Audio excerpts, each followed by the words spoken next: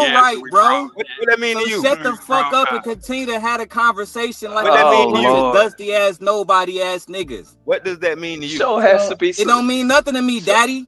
That's what it don't mean nothing to me, nigga. You talking about?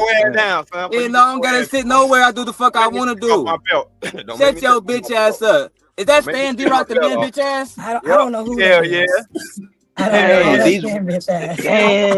hey, these women. I'm not about to Hey, these argue with women. no old niggas, Hey, dog. I'm the good. women Oh, bring he the women. old? Hey, Oh, he old? Shanika, the Old women nigga, bring out the okay. Yeah, feminine old side of niggas, they these stuck in their niggas. ways and Yeah, shit. he an old You nigga. know, they got a one-track just, mind. They He got an one old narrative that they've like, been playing over for the past boy 40 full of years life. and shit. I feel like we give the Democrats a little too much credit for, and I don't think that I feel No, like we Shanika, get a it's Democrat. Trump's fault. No, I felt, but I'm saying It's like we Trump's fault. getting Let's fucked have over all the both ways. Like the Democrats, trannies, and let's they bring all full the of shit trannies in the too. world. And that's why I was Let's saying bring when in all the Kamala, when I trannies in the seen her world. fucking, when I see Kamala on her fucking LGBT tour across America, like you got me fucked up. Like y'all spending money on this shit. This is what you walk around here trying to convince everybody They to do. are. And then like That she was sitting is. there, Hey, that is what they want. That's what your girl want. That's what our girl want. Yeah, and they then they giving get money mad. to everybody but black people. She was like, black people, no, like Right. what? But you have no issues with sitting here looking out for every fucking body else. That's why I'm like, everybody, we've been programmed. Look what Coach Ferg said. The Democrats have kept you poor all of your life. That shit is some bullshit. Right. And they talking like about and Democrats we trust. I think the you fuck wanted not. Fuck, nigga. Because that's what me and my homegirl was talking about. She was like, fuck that shit. I voted for Trump. I'm like, damn. But she was like, nah, listen to that nigga. What the fuck he got to talk about it? Look at what the fuck has the Democrats really done for us lately? And I'm like, well, let me research it and get back to you, sis, because I can't really give you an immediate answer. Like, what are we doing here? Like, they program Hey, I niggas. can, Like, Shanika, if I you can black, tell then you. you I just can So you tell know you what, one. Shanika? So you know what, Shanika? What I Yeah. am gonna Got it. you pick and choose her. I don't care how people vote, whichever way. But I do know that people that voted for Trump, that's what you niggas get. But at the end of the day, what we do Yeah, know I is know it during is some Trump's whole shit. first term, he didn't want be quiet, because no one's talking to you. I'm talking about Trump, so I'm not even directing my comment to you. I'm talking to Shanika, who I actually like.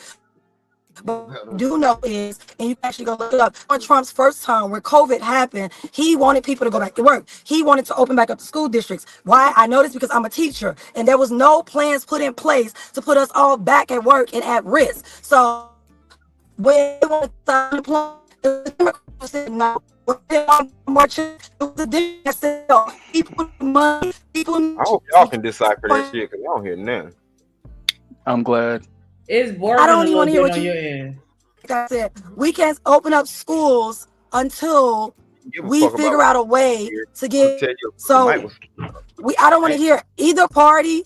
What I do know is one party does for the people and one party doesn't do for the people. But again, everyone has the right to She vote. said it does for the people. It does for the Mexicans. It does for the illegal Mexicans. Hell yeah, it gave illegal Mexicans a lot I don't of care. shit. I don't care about any of that. That's irrelevant. That's irrelevant. But they. I don't Oh, really okay. care Well, that's about what that. they did. With them, they were taking for black people. So I really don't care about what's going on with them in their community because they don't care about what's going on with me in our community. So that's how I feel about that. So, but at the end of the day, during Trump's first term, there was so much BS going on. The whole Oval Office was a clown show. It was literally a circus show. Okay. But anyway, all I'm saying is that people can vote for whoever they want to vote for. And at the end of the day, right now, we have someone in office who is a convicted. Hey, hold on real quick. Hold on. You're right. You're right. That's what he is. He's a convicted felon. You guys are okay with criminals? You guys are okay with him paying off people? He paid off prostitutes. You're okay with criminals. Stop the cap. Hold on. Wait a minute. Hold on. We live? Yeah. I ain't know we were live. Ain't nobody tell me shit. Yeah, we live. Damn, Yeah, my bad, like, Jilly. All right. My bad. Go ahead. I'm here. I ain't know that. Yo, y'all cooking though. Y'all cooking. Everybody got some valid. Everybody got some valid. Go ahead, Jilly. I'm sorry. No, I was just because I just came back from the store. Yeah, and so I cropped up the stream, and then everybody just pulled up. Oh, okay. My Because bad. I was bored. Shit, I was on the phone with JD just now. I'm just like, he's like, Drip, man, you know you live. I'm like, I ain't know I was live. Shit, my bad. Y'all got to go ahead. I'm just saying, I feel like both sides have their bullshit, and I don't fuck with either one, to be honest. But you know what I'm saying. One thing that I will say I respect about Trump, that nigga told us exactly who the fuck he was and what he was gonna do, and he fucking did that shit. Like ain't done shit. Only thing he did was change Gulf of Mexico to Gulf of America. Ain't that a bitch? He better give you all like $2,000 or something like that. Man, what's gonna happen? It was supposed to be 5,000. What happened to those 5,000? I didn't know it was 5,000 in the beginning. Yeah, he said it. Man, I try to tell you. I look. As somebody who voted for him, I'm just gonna say that I'm damn near all the way out. He's attacked. Yeah. I don't know. I paid a little bit attention to. Right. He shook the fucking table because we shook the table. Politicians. Then they put a businessman in office. Yeah, and then that businessman went full neocon. He's John McCain. Business, like lawyers, like ain't most politicians is businessmen and lawyers and all of that crap. No, they're really just gay and Jewish, and ready to be blackmailed. That's what they are. Yeah, I mean that's what they do behind closed doors. We talking about far as their profession. A lot of them are lawyers. No, a lot of them are that's real life gays and Jews. Far as their profession, though, what he said wasn't wrong. A lot of them are. Yeah. I feel like that's a good time to shift back to the video right now. Hey, damn, boy! Listen to these hoes. Sometimes you gotta laugh and keep on. Hey man, we just listened to one. God dog. All right. I want y'all to really hear it though. Really hear this. Perception, because the goal of this conversation should be to like progress, right? Unless you're ladies that you don't want to fucking deal with men at all, then we should talk about. We don't want to deal with black men at all. I love all men and not black men. Just not black men. Well, is there any women here who don't want to deal with men, period, or is it just black men, or is it a mixture? It's just black men, and we actually want non-black men's help in these corrections that you speak of. So what are the corrections that you're looking for specifically? Force, because that's the only thing that's gonna work. But I mean, what are you looking for black men to arrive at? A place of understanding of like, what do you want to see? Well, we believe that there is no hope for them. That we don't believe in changing their minds. We don't. But I'm trying not to say what I really want to say because you're on stage. But if they could not exist, hey, we wouldn't be mad at. Wow. But hold on, did they say they want us exterminated, but they also want us to help with this situation? No, they want the white people. They want the non-black people to help. Oh, okay. Yeah, they want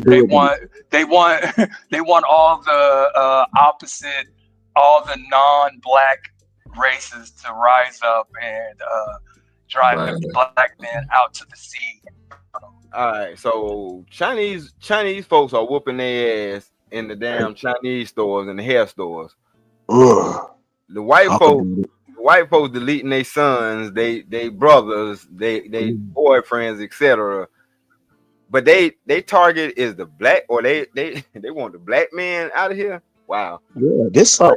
You know what this sound like to me? For the whole panel, this sound to me like I'm trying to tell you, black women in a white face. Like the white women on the plantation. This is what this sounds like. It sounds like a bunch of white women, but these black women, but they fucking like white women who used to be on the plantation talking this shit. Yeah. But they still want to mess with us. So. They'll still give us some poo nanny though. But they'll come on the platform talking all this crap. But you know they got a Pookie and a Ray Ray in a cut somewhere that they smashing on. So yeah. Yeah, I know, but hey, she just got mad at that nigga. That's why she said that. Of course. Probably He stuck dick in her, broke it off, and ghosted her. Yeah. And now she's trying to. Oh no, I was just gonna say, if you're not dating black guys and you're not experiencing them on that level, you wouldn't have anything negative to say about them, or maybe you wouldn't. So that's why I'm thinking that she got a pookie on her couch right now. Yeah, it's like sleeping with the enemy. You know what I'm saying? They'll still sleep with you though, but they'll come on these platforms, talk all this crap about us though. But then they fixing somebody some tacos. You know they fixing Pookie Ray some tacos. They done got that nigga a PS5. I always want. Keep playing the fuck out that shit while she at work, dropping her off in her own car. Yes, yup. There you go. Yup. Hey, then she get mad because he pick her up when all the gas is gone and he ain't fill up the gas tank. You know that she probably be one of them type. I don't know, because that's crazy for you to have that much hate in your heart for somebody that look like you to the point where you're having a conversation with somebody else. And you tell her don't deal with it. You should tell her, but your daddy black. Yeah, like that user. Yo, mama, that shit just gonna piss her off because she really mad at the daddy. I agree. Throw it right back in their face. Yo, daddy black. Yo, I like that. I don't understand that. How you talking about the black man, but you got a black daddy though? I mean, it's a lot of. There are a lot of women that are fed up, right? And as a black woman, I could understand, why black women are upset with the way that things have turned out with regards to just the overall state of men in general and how a lot of y'all act. I'm not gonna say all of y'all, of course, but it's a decent amount of y'all that be out here wilding, and so I get it. But I would never go to the extent to be like, nah, we need to delete all the black men. Like what? Like nah, it's not that. It's not that deep. But look, I got a little bit of pushback, right? Majority of these spaces, right? These dudes, all they want, right? They want to be treated nicely. They want a home cooked meal. Most of these arguments be like, yo, I want her to be pleasant. I want her to cook me some food when I come home or whatever. You know what I mean? I want to be respected in the household. It ain't to the extreme like, yo, I want that woman to be, I want the black woman to be deleted though. These some of the arguments. Americans want a man sandwich and watch the football game. I understand. No, we not finna do that. We not finna act like a lot of men's definition of women being their piece is letting them slide on the fuck shit that they do and just not say anything. Nah, who said that, Shanika? Really? Damn, Shanika. Oh, that hurts my heart. I'm dead ass. Like you got no way. That's what you. If you speak on it, then it's a problem. No, it ain't. If somebody doing you wrong, Shanika, I'm sorry. I'm sorry you feel that way. If you can't even speak up on it, then something's wrong. Because somebody doing you wrong and you can't speak up on it, leave. Right. And what up, JD? I'm not speaking on me. I'm just saying from the women that I've spoken to in general, like that's a common issue that a lot of women have. Like it's like, you know what I'm saying? You do some bullshit and then even when you come to a nigga and you talk to them maturely, respectfully, like, hey, I don't really like the way you did that. They just be fucking spazzing because they'd rather not hold themselves accountable. And you right, D-Rock, like, you just really shouldn't be dealing with that nigga if that's the case. But then it's like, a lot of times, a lot of women complain about, what is it? Do you want us to work with you, or do you want us to fucking leave as soon as you do some shit that we don't fucking like or feel like it's disrespectful to us? But other black men hold other black men account. Yo, how many? I didn't heard Stan hold a lot of dudes accountable when certain dudes have a good woman in their lives. I didn't heard that on panels. I didn't heard that in my real life. Like, nah, dog, you was wrong for that. Like, yo, don't be, you know what I mean? Yeah. You moving wrong. Like, I'm sorry. I feel like I just gotta say, most men in these spaces are married anyway. They've been with their woman for like 10, 20 years in these spaces. That's what I'm doing. I still got to give a little pushback because I hear a lot of women talk about men that have situations where, like, damn, I done fucking lost my train of thought. But hold on, let me help you out real quick, Shanika. Now, like, let's have I'm sorry. But check it out. Okay. Let's have an honest conversation. Right. For the female that comes to you and say, letting him slide with certain things is his way of whatever. Like she said of peace. Of peace, or like, being Right. Women Being don't is have a safe space to speak on their feelings. What? Because then y'all weaponize that shit and be like, oh, you just being emotional and da la la, whatever. And it's like, no, like, I can't tell you how I feel about some shit without it being me disturbing your peace. Yeah, you being gaslit. Because hold on, nigga, I'm not disturbing your peace. You disturb my peace by the bullshit that you doing. So I wouldn't even be coming to you with this shit if you wasn't disturbing my damn peace. Hold on, because like I say, in a relationship, nigga, we supposed to treat each other like each other. You feel what I'm saying? Because we represent each other. Yeah. So what? And right, if I can, oh my bad. Go ahead. No, go ahead. I wanted to say too. Well, I wanted to add on what you're saying because I'm driving. You guys got it real quick, right? So I want to ask y'all real quick, right? So how has black men held white men accountable for slavery? Want to kind of rectify it and come to like some black kind men held white men accountable for slavery at all? He doesn't Can have to black kind men of even hold white men accountable at all for slavery? Oh my bad, I didn't hear you, bro. Were you saying something? Yeah, y'all was kind of talking over each other. Hold on. I didn't hear him say nothing at all. I thought y'all was talking about accountability. So I was talking to the panel, asked Shanika if did you hear what I said? To me, no, I did not. No. So Shanika, if you can explain to me how black men has held white men accountable for slavery and raping white women for centuries, can somebody explain it to me?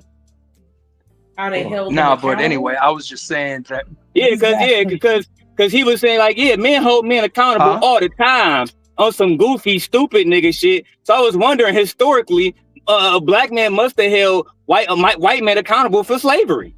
Oh boy! So what you were saying, McCoy? That's what the fuck I thought. How can we hold? Exactly, that's the point. You cannot hold everybody accountable. Stupid, weak nigga.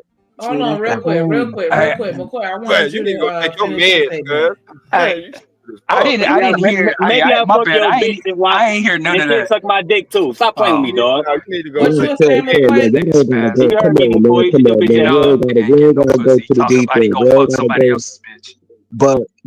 But Daryl, to your point, that's why we got that's why Tariq Nasheed created like Foundation Black America, whatever. Yep. You got other groups who trying to get reparations and all of that. Like, how can you hold the top 1% of men to slavery though? These dudes got power, yo. They got power. But Kill, that was my point. And thank you, Kill, for having a genuine conversation. Every man can't hold every man accountable, right?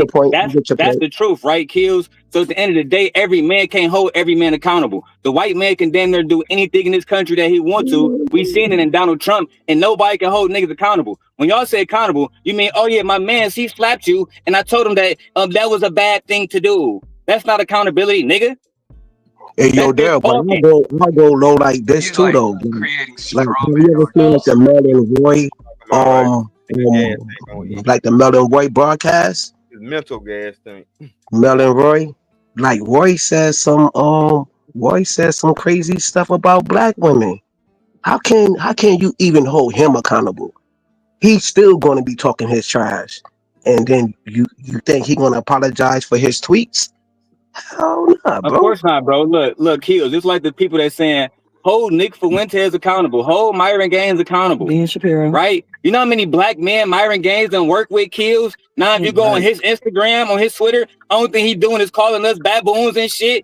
And black men ain't saying shit. All the black men, hold on, babe. The niggas like Anton, all the major niggas, they not holding him accountable. And the niggas that watch them niggas, they not holding them niggas accountable. This shit don't happen, bro. It's a whole bunch of dick sucking ass, lame ass niggas at the bottom, and niggas getting money at top, bro. Stop playing.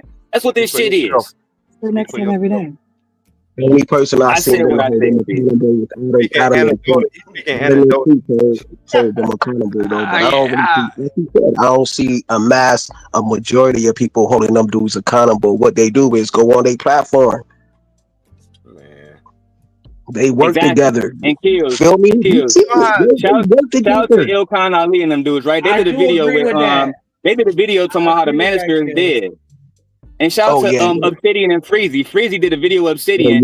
These niggas turned their backs. These niggas turned their backs on Obsidian to go to fucking side with just pearly things and Nick Fuentes. Nigga, do you remember that shit? Or the black man in the space saying, "Oh, she did nothing wrong." When Lily Gallus said the N-word, now she went around calling people baboons wearing blackface, right? What those same black men at, right? That's not no accountability, bro. These niggas suckers. And they been suckers. They always gonna be suckers. This dude wants us to save Keisha. Like, what you want? Okay. See, when I'm talking about holding people accountable. I'm talking about dudes that I actually deal with. Dudes that actually come to me and sit here and tell me about what they got going on with their girl and shit like that. And I'll play the devil's advocate role. Not what the hell. What you think I'm gonna get on Myron Gaines? Hey Myron, I don't think you should be calling black women baboons. Sincerely, McCoy. Man, I literally said black men, big dog. I don't know how we talking about women. You seem like one of them weak ass niggas. I said Myron worked with black men and then start calling black men baboons. So tighten the fuck up, bitch, nigga. Before you respond, you acting like a bitch. Do you want me to respond to you like a man, like I did with Kills? Or do you want to act like a bitch? Nigga, you the one. Nigga, like you the one acting like a bitch. Myron Gaines and all them niggas was working with y'all black men, and y'all dick sucking niggas was sucking them niggas dick. And now they calling black men a baboon. And you still want to shift it to black women because you're weak, nigga. And you think nigga, I'm going on this, nigga. I'm not talking my blood. I can't talk to these nobody ass niggas, man. Bring Drip or Taz or somebody with some fucking substance up here, man. Talk about but Daryl, we don't even know. I don't even know who this saying the B word though. We trying to. I don't even know. I don't even know who this guy is. Relax with it. My bad, nigga. It's like you good. When I see a duck, I gotta call it a duck. I see a goose, I gotta call it a goose. Same thing for these niggas. We had kind of got a little relaxed with it, but now we gotta, try to get back to our roots and being more respectful because shit has started getting a little out of hand over here. So we definitely. And it's bigger than y'all conversation because it's a whole bunch of black women that don't like us. That's want us out of here. That should be the main focus point. I'm glad we got ladies like Shanika who still love the black man. Even Daryl wife. You know what I'm saying? They showing black unity. You know what I'm saying? And you still, I'm glad that we still got black women who still love us though. You know what I'm saying? So that should be the main focus point too. I know men gonna have their arguments, go back and forth, but the focus point supposed to be like black men. You know what I'm saying? And how can we get back with our sisters? You know what I'm saying? Like how can we build unity, man? And that was Shanika was preaching when she went live. We gotta go where you want it. You don't try to save the world. Don't do that because I feel you can't teach me accountability. The only thing you can do is stay the fuck from around me. That'd be your best bet. I honestly think that black women want to be with black men, but I also feel like we just as a community as a whole, we've gotten so far out of hand. It's almost unfathomable to think of being in a relationship. Fuck shit that get in the way. Right. And it's like, we got to get back to loving on each other and understand that we got to have each other back. Because even though it may seem like other people are here to be our allies, we really honestly don't have any. No, all we got is us. Even within the diaspora.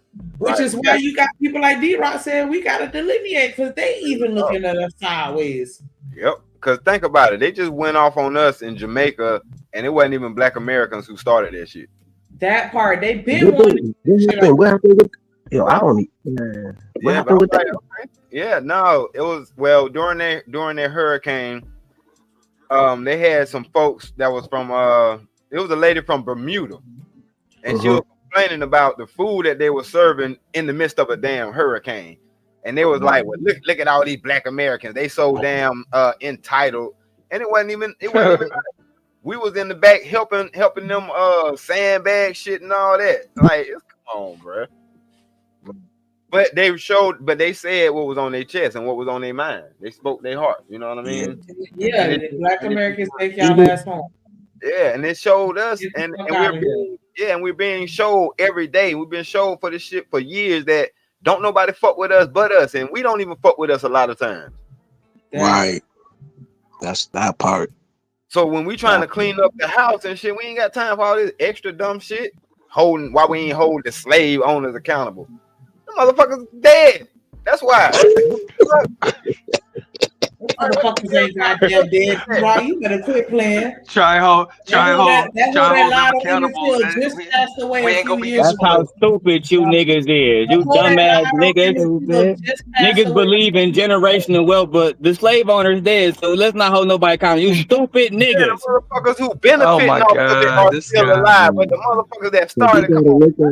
Damn, you niggas is stupid. Oh yeah, this guy wants to die in the forevolution. He's talking about their great grandkids.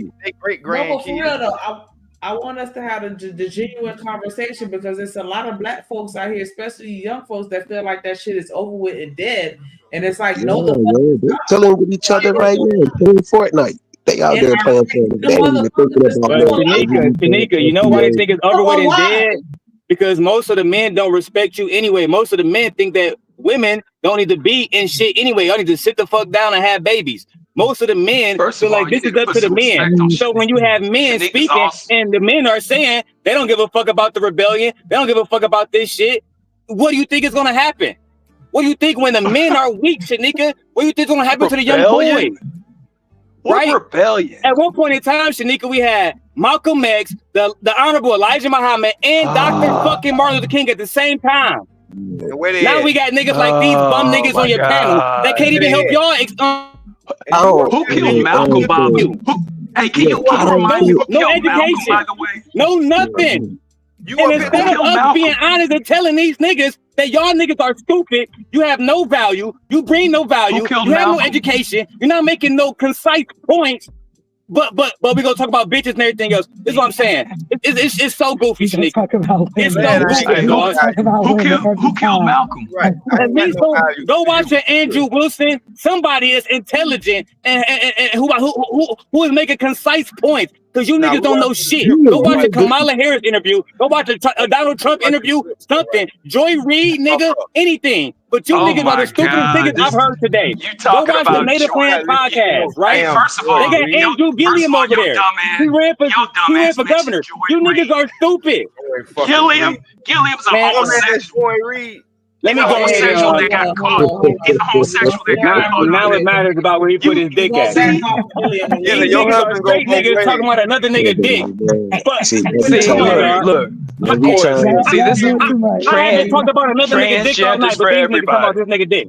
See, mentally, I just said that he's gay. You gotta talk about it. Hold on, real quick. Let me just say this. There you go. I'm examining this whole panel, the video, everything, right? In my mind, I'm like, the black woman could say anything, and we still gonna make it not about the focus point, but make it about us. And at the end of the day, they could say anything, and we still gonna love them. Or we gonna argue with each other about some shit that don't make no damn sense, bruh. Trying to escape. Black women can say the most craziest shit about us, and we still gonna love their ass, and we still gonna want to be with them. I don't care what nobody say, bro. That's how I'm looking at this shit. Like that. Yeah. We just need to hold the slave. We just need to hold the slave owners accountable. It's not even really just about that, but it's just about stepping up in general. You feel me? And this ain't no gender war type shit, but I do feel like as a whole, black men need to step up, and that's not even saying that black women don't need to step up too, but y'all definitely do need to step that shit the fuck up. And I'm not saying that you should be or treating them like shit or nothing like that, but I do feel like if the men that do have women in their life, if they step up and step their balls up and be like, listen, this how it's gonna be, this the plan, this our legacy, this what we building, this how we gonna get there, these are the steps, this your position that I need you to play and what I need you to do with our children and this, that, and the other. Like them hoes to shut the fuck up and get in line. Honestly, Shanika, I have to disagree with you because I don't think that this is not a dictatorship when you're in a relationship. We're talking about a partnership. Now, we're talking about slaves, then cool. If you just want a woman to be an appliance, then that's fine. But it doesn't just be a relationship is a two-way thing. It isn't just, oh, these are his kids and his program and she needs to follow his role in his position. No, that to me is just asinine. I think that is just crazy. And this is why Black women and Black men, we are literally on two opposite ends of the totem pole because we don't want to be slaves. We don't want to be appliances. We don't want to follow the book that a man has to play. We've watched Black men over the last, 40 years do nothing but disappoint us over and over and over again. And the moment that we break away from them, what do Black girls do? We did Black girl magic. We got the highest education. I'm working on my second master's degree right now. I'll be done in February. We hold the most education. We graduate the most. We enroll the most. We have jobs. We own more homes. So I don't want to hear this whole thing that it's both parties. It is not both parties. We know one party has a shortcoming. We know one party is failing in every subject as mates, fathers, husbands, friendships. They don't build anything. They don't own anything. So I feel like the best thing for Black men to do is to listen to Black women because following y'all lead, it has gotten us nowhere. Hold on, we listening to you right now on these panels. We listening to y'all. This panel is both genders, whatever, right? But no, that's Cat when you was talking about when you said, you know what I mean? You could look at the CD, it's the CDC report saying Black fathers are the most involved in their children's lives, man. So this is documenting, this is by the white man who y'all like. The white man said this. Whoever do these stats is from a white man who y'all say that we don't build anything, but the white man build everything. They telling y'all that we very involved, maybe not in the relationship part. I get that, but when it comes to education, too, on colleges, it's more of y'all. You could I'm going to stop you right there. That CDC study you just mentioned, I'm going to stop you right there. The CDC study you just mentioned, I actually read that study too. And you know the people that did that study was inconclusive. They have to go back and do more. And it was a self-reporting study. Yeah, if I self-report myself and I can grade myself, I'm going to give myself an A every single time. Count men in jail. No, but I'm not done. Because if Black men were the most involved fathers, when they're involved, then why is most women solo parents in the Black community? Y'all let me know what y'all think. Why is what again? What you said? But how can you be the most involved father and the most incarcerated at the same time? At the same time, that's a lie. That's a lie too. Talking about the incarceration because it's only what like 700,000. Like when you go to the FBI table, I think it's the FBI table 23 or 24. It's like really not. It's like what? Like 7% of Black men are incarcerated, but more Black men are in college, and they graduating 70%. Just like the Black woman is graduating at 70%. Right, Kills. I'm with you, right? Kills. But think about it, right? A young 18-year-old young man would need his father for the last 18 years, and these stats. Because I'm with you. No, he's right about that. Today, there's more Black boys in college today. But the problem is a Black boy would have needed a father 18 years ago, 20 years ago. That's what I'm talking about, right? And that's what, unless we're talking about generational, cyclical type of motherfucking problems, then we're not having a real conversation. This shit is going to impact generations. This is why when we have conversations about Joe Biden, we don't talk about his presidency. We talk about 1994 and the crime bill. Right. When he was a motherfucking senator and he signed the crime bill because it had generational impact, right? And then they wrote that other bill, the 3 strikes and you're out, that impacted people in New York specifically more than anybody else, right? You know what I'm saying? That had crazy impacts on fathers and families everywhere else. So when we talk about like what the white man do, et cetera, bro, fuck them niggas. You know what I'm saying? We gotta hold them niggas completely accountable. You feel me? And that's why I don't fuck with Joe Biden. We need to stop fucking with all them niggas, create a Black coalition that's best for our interests and only elect people that fuck with our interests, period. But like somebody said though, like all of that played a part though, Daryl, like the 3 strikes law, the in mass incarcerations of black people. Like, yo, you said a lot. Like yo, when we was in battle, bro, don't you know that we wasn't really like signing and making the laws?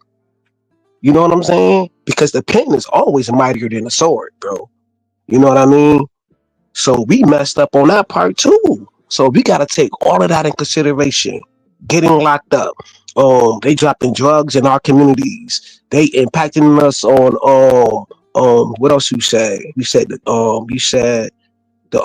3 strikes laws. You know what I'm saying? If you got even a misdemeanor or like a high risk felony or whatever, and like you get like 3 of them, yo, you in jail for a long time. That's taken away from fathers, bro. We've been impacted. I'm in Chicago right now, right? You know, I work in Milwaukee. To this day, you know, in Wisconsin, weed is illegal. It's niggas that I know in Milwaukee that's doing 5 years right now. If they get caught with an 8 for weed, you feel me? They get caught with a weed pen, they go and they get charged with wax. They get charged with a meth charge or some shit like that, right? That's what I'm saying. Like, and there are people like Van Jones, right? Van Jones and the other dudes, they created that on the Reform Alliance. They teamed up with what's that white girl name? Kim Kardashian, all the rest of them, and they was helping getting black people out of jail. We need to pour into those type of people, bro. I agree. All this other shit is goofy. Yeah. Right. I agree. The Innocence Project. Yeah. Yeah. Nah, Yeah. I agree with that. I agree. But you got to do the history of these spaces, right? The history of this space was like the O'Shea, Obsidian, and Angry at one particular time, bro. They was trying to pass off information like you sharing right now. Know what I'm saying? But we don't really know what was going on behind the scenes, bro. We got only salute to Freezy, but yo, Obsidian is not telling the whole truth, bro. Because a lot of people was here when everything was really happening in real time, bro. In real time. Certain of us know what happened behind the scenes, bro. You think that he lied? You right. Everything that what he did. This man, about it, like he told the truth about the manosphere and what everything, bro. He done did some shady shit to this dude. Him and O'Shea. AM really didn't do nothing to these niggas. Because at one point, even though Obsidian was talking about it was one point where they supposed to have dead to beef, right? Obsidian not supposed to talk about AM kids or O'Shea or whatever, right? And guess what happened? A couple of months later, that nigga went back talking about that nigga whole family again and wife. Like that's real. I was here, so I know. I bet you he ain't mentioned that when he was talking to Freezy. See, I thought he was gonna bring up the situation with him and Kim Foster, which that's what led to him getting banned off all the social medias and shit. Yeah. But he kind of didn't really talk about it really. So, and I'm not gonna bring it up here either. So it is what it is. Right. And he don't even own up, bro. He don't even own up to that. He said on another panel, he was like, "Yo, if that would have happened all over again, I would have did the same thing, bro." He said that before. He said he would do the same thing like he always been doing. That's what he said. I ain't lying. This his words. I just kind of want to go a step backwards so that I can rebuttal to what Jitly was saying, because I totally agree with what you're saying. I mean, I'm not trying to. I think that what I'm saying is along the same lines, but maybe I could express it differently, because I do think that the family dynamic needs to change with regards to the men, women, and the children. I think that the men and women need to be in the household together, raising the children, and I think that dynamic in mass only when the woman respects the man. That's the reason why the men need to be in charge of the legacy and establishing a program and a man. And if you have the right type of man, then he's going to take into consideration your passions and your purpose and your role. Like, not saying that to diminish a woman's value in a relationship, because we have a lot of value that we bring to the relationship. And I just think that for us to see a difference in the things that we gripe about as women and as just Black people as a whole, a lot of it stems from us and our relationships with the men that we choose to have children with. And I'm a little because I think y'all came in a little late. I'm a little tipsy right now, so please excuse me. But I don't think as servitude to a man or the God in that man, and I hate to take it to a religious point, but I feel like, you know, I'm not being submissive to the man that I'm with, but the God in him. And I don't think of that as being a slave when I am putting myself in position to make sure that my man is successful and that my children are successful as well as myself. And that's not saying myself comes third. I'm just saying, like, I feel like, again, a lot of women just have lost respect for men because of the way that things have happened and how we have arrived to this place where we are, where we do feel like men are weak as fuck because, you know, in as a whole, like, y'all let a lot of shit slide.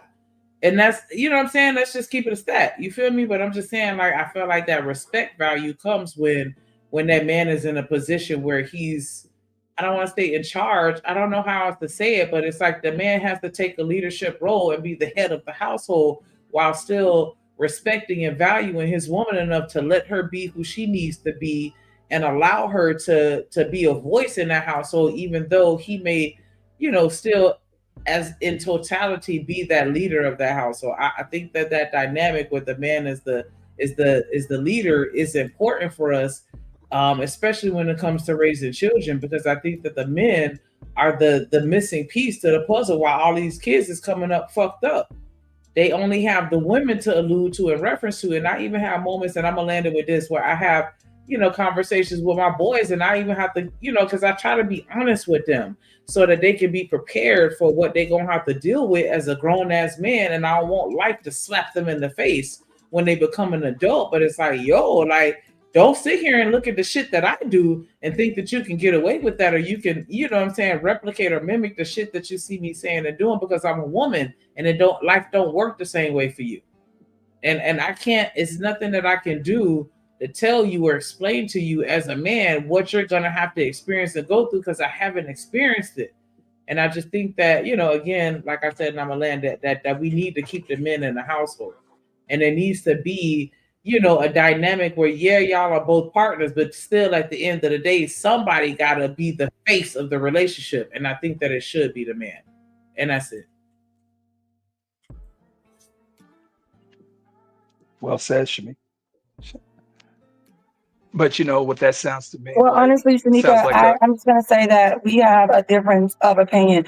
Do I think that children should have both parents and deserve to have both parents in their lives? Yeah. But I don't personally think that I need the actual father in the child's life in order to raise this child successfully. I feel like I need good people around my children to bring up children successfully, and meaning like a village. So for me, I don't think that when I hear we, I think that women, when I hear someone say we need to keep the man in the home, it is not my job to make sure he stays in the home. If he wants to be in this home, he will be in this home. If he doesn't want to be in this home, then he can get, you know what I'm saying, and go play in traffic. But I don't think women have the time or energy or space to be chasing up behind some man who don't want to be in his family and support his family and grow his family. I don't think there should be a leader. Sometimes women lead, sometimes men lead. But I hate that whole leader thing because men take it to the head.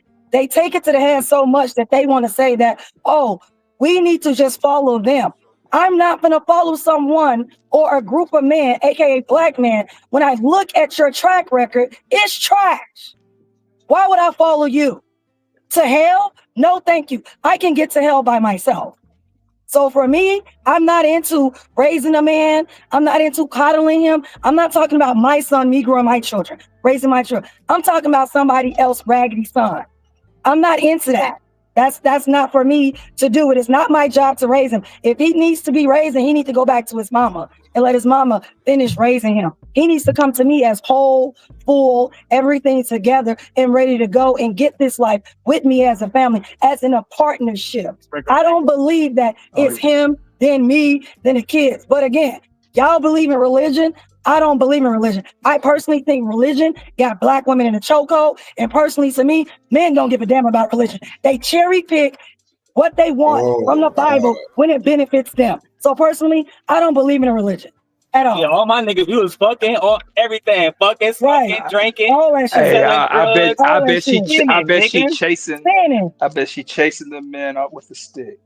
I bet Shout she out to my lining niggas up to in be with Detroit. her. I think that because it's not man, woman, and child, it's God. Let me go. Man, She doesn't woman, believe. and She doesn't child. believe in. She doesn't believe in that stuff. I just wanted to clarify as far as what I was thinking, that God is the umbrella and that He covers the man who covers the child. So that's just how. Yeah, I believe in that. I believe in that. Necessarily want to incorporate religion or see it. Again, no, I don't take no offense to what you. Yeah. No, I don't take I don't take offense to what Shanika said. Let me go next. I respect Shanika. Before you go, I want to say this, right? Because you know the little dog Antonio speaks. You know his channel booming or whatever now, right? Yeah. They was having a conversation, and he was like, "Most young men, we look up to LeBron James. We look, I'm saying LeBron James is a great young man. He's been married to his same wife, et cetera, et cetera. You know how niggas have been, LeBron. Yeah. Only thing I asked, I said, so are you telling me that most men look up to this man who was raised by a single mom who don't know his fucking father? And that you telling me that this man, that to this day don't know who the fuck his father is, he's responsible, faithful, committed, dedicated to his craft? So are you telling me that it's within the realm of possibility that mothers are out here raising black men who are successful, right? Faithful, married, right? Or is it only possible solely if a man is present? Hold on, Shanika, real quick. Just real quick. Let me interject. I'm muted. I got it. Black. Because why are they looking up to LeBron and not they daddy, not they uncle, Bingo. not any other men in their fucking family? They looking up to LeBron? Not saying That's a good question, Shanika. Any type of But mentorship. it's not a good question. It's an awful point because people look up to multiple different people. My father was in my life my whole different time. Yet when I read about Dr. Martin Luther King, yet when I went to go pledge Alpha Phi Alpha, when I learned about Thurgood Marshall and the things that he did, right? To act like all of our fathers, every single one of them is fucking Dr. Martin Luther King and can measure up to certain men in society, and we can't look up to these men. If I wanted to be a lawyer, I might look at the Thurgood Marshall. Every black man who has a father, he might not have a fucking father who's a lawyer, right? Right. So that's what I'm saying. It's possible to love your father, love your father, idolize him, while at the same time say, you know what, I'm into fucking film. I want to be the next major film star. I want to be the next Ryan Coogler, et cetera, et cetera. This is ridiculous. Y'all got it. I look up to Judge Joe Brown. Oh hell nah, man. He said some atrocity things to Judge Mathis, man. Come on now. I like Judge Mathis. Oh man. Oh, hold on a second. Was Judge Joe Brown wrong? Huh? Was he wrong with what he said? Damn, man. Like my thing is this, right? Right. When I'm going back and forth with dudes on the internet, bro, I done said some craziness on the internet, right? Yo, fam, when I go at you, I am not gonna bring up your delete. I'm not gonna bring up your deleted people. I'm not gonna talk about your kids. I'm not gonna talk about your wife. I don't care whatever you say about me, yo. There's brothers on here. Judge Joe Brown did all that? He did on that on the Art of Dialogue. On the Art of Dialogue. He brought up that with Mathis. His son is Zesty or some shit. Oh, that's right. Oh yeah. Well, his son is. Yeah. But come at man. See me. That's just me. That is who I am. Yeah. I get it. Then going up into the part what Daryl was talking about, I get all of that, yo. I get all of that what y'all was talking about. But you gotta look at, yo, if you can make it in Cleveland, bro, a single mom's raise a dude to go to high school, man, and be one of the best basketball players ever, yo. That's a hard job to do. This like Joe Johnson or whatever his name was, freaking Michael Jackson's father. You know what I mean? He made 5 stars, bro. That's the dude, bro. That's hard to do in those times back then. It's like, yo, why we don't give each other credit where credit is due at? You know what I'm saying? I know y'all want to hate the black man and don't want to give. I just tried to give Judge Joe Brown credit. Yeah, you did, yo. But come on, bro. How long he been on TV for? The heck? Well, Judge, then you know how he's other on people YouTube now. did this after Judge Joe Brown. So wait, because we're not gonna go down the rabbit hole of Judge Joe Brown. Let's try to stay on the topic.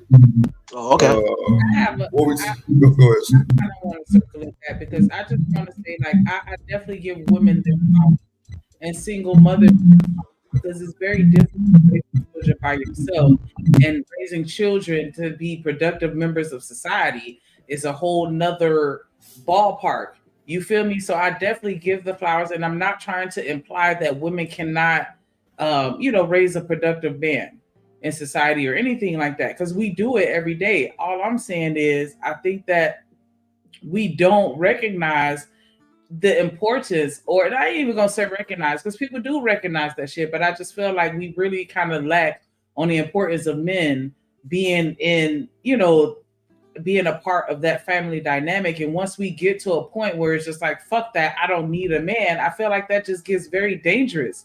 And even when I hear men say that, I don't need a woman, and they talk about how they can wash their own dishes and fold their own clothes and they don't need shit, like that make me feel some kind of way. And so hey Shanika, I'm gonna rebuttal on it. The whole phrase that came from "I don't need a man" comes out of women not being abandoned, comes out of women not being supported, comes from women feeling like they're left alone and being overwhelmed, and then figuring it all out by themselves. And that's where that comes from. We don't need a man. Women don't need a man. You guys are not essential for me to live. Daryl is not essential for me to live. If we get divorced today, I'm not gonna die. I'm not gonna cry. I'm still gonna be able to maintain my life and with my children and my health care. I don't need a man. I want him. I love him. We heard you the first time. We heard this lady that she said this already. Hold on, McCoy. She's trying to prove it to herself. Hold on. But at the same time, we can't. She gonna cry in the car. Please. We cannot sit here as women and talk about how we're the most fucking educated, how fucking smart we are. But then at the same time, when it comes to relationship and choosing the men that we decide to lay down and have kids with, talk all this shit like, oh, they manipulated me and I made all these fucked up ass decisions. But we're so fucking smart. We can't have both ways. That's all I'm saying is, are we smart or not? Because we sitting here having kids with the wrong fucking people every time we turn around and we end up being in this shit by our fucking self. And it's a struggle. It's not easy to raise kids, whether you have a job and you got the fucking money to do that shit. You still have these kids coming online talking about, oh yeah, I've had all the materialistic shit, but I still didn't feel love. Like these kids still ain't fucking getting what the fuck they need from us. So are we smart or not? It's all I'm saying. And this ain't like, I feel like I'm getting a little heated right now. I'm not heated or passionate right now. And I know I'm a little good question, Shanika. Earlier today. Hey, I was about to say, Shanika, I was glad. Hey, Shanika, I was really glad that Shanika I was glad that Shanika was enough to invite one of these girls on Clubhouse to the panel with us. Oh yeah. Yo, that's what I said too. Like, I want to hear the. But anyway, like, so look, Shanika, so to respond to what you were saying directly, to like concise point versus concise point. Right. When you have let's say if you have 100 apples on a tree, right, and 95% of them are bad apples, right? Right. What the fuck can the women come and choose from, right? And this is something that we used to argue. I'm not gonna say bro name, but Cynthia G and other people, we used to be right up here to talk about this, right? If let's say, right, Shanika, follow me. Let's say if every time the black woman walked outside, she only saw responsible men. She only saw men that made sure that they took care of their motherfucking responsibilities. They was doing what they were supposed to do, right? They wasn't gaslighters, right? They was hard workers, et cetera, et cetera. And those were the only ones available. There were no bad men. then we won't be having this conversation. The problem is there's so many women out here and they got to go outside and then it's gonna be a nigga that don't got nothing driving another bitch car or some shit saying, "Oh yeah, baby, what's up?" Lying. But Demon, that's her fault. That's her fault. She chose that ragged ass nigga. There's also Drip. Hold on. Even if that was right, Drip. Even if that was her fault that she chose him, we still have to acknowledge why 98% of the 100% batch is fucked up. Right? Why they don't want to pay child support? Hold on, let's get deeper in it. Why they don't want to go mine clothes? Why they don't want to do all the things that they see other races of men doing? Right? Until we have these real conversations. Shout out to my brother Trigger Mike. Right? Trigger Mike, not even from a fucking America, but a member of Alpha Phi Alpha like myself. You know what he talk about all the time when we talk about FBA versus tethers? He said, y'all can call me a tether all you want, but most of the black doctors in America are not even from here, nigga. They like me. They born from fucking Africa somewhere else. Because you niggas are not fucking paying attention out here. But when we come here, we make sure our black African and women taken care of. Do y'all do that about the women in Baltimore, nigga? The women in Oakland, nigga? The women in motherfucking Compton, nigga? But when we Africans, when we bring our people here, they not on the streets, nigga. But y'all got y'all motherfucking people on the street. But you niggas wearing motherfucking mink and shit. Man, playing with me, dog. I'm a tether too, bro. So again, hold on. Let me land my planes because again, shout out to Trigger Mike. When you see the Nigerians, all these other niggas coming over here, most of these motherfuckers, they live in societies and they all focus. Now I'm gonna end it here, Drip. I started my YouTube career with my brother King Hormiku, Maoli Hormiku. His father built the fucking Brooklyn Museum, bro. Look it up. Look up the Hormiku family in Brooklyn, nigga. These niggas run shit. From fashion, gold, diamond, motherfucking law, books, Congress, everything, bro. These niggas give out scholarships every year, bro. No, that's real. I ain't gonna lie. Let me see. How I'm gonna say this? Like, you know, I ain't really into all that YouTube shit no way, so I don't really know about none of them niggas. But at the end of the day, I feel you where you coming from because doctors, you know, especially bro, when I was in the hospital, bro, like the doctor that was there, he wasn't from America for sure. He wasn't from America, bro. I don't know why blacks and like Africans are against each other, but like Demon and Jelly, I feel y'all. Well, I don't feel Jelly, that motherfucker crazy, but like I feel Demon because like I see some of this shit, but at the same time, bro, we got to accept responsibility for whoever we give or take from in the world, meaning men and women, bro.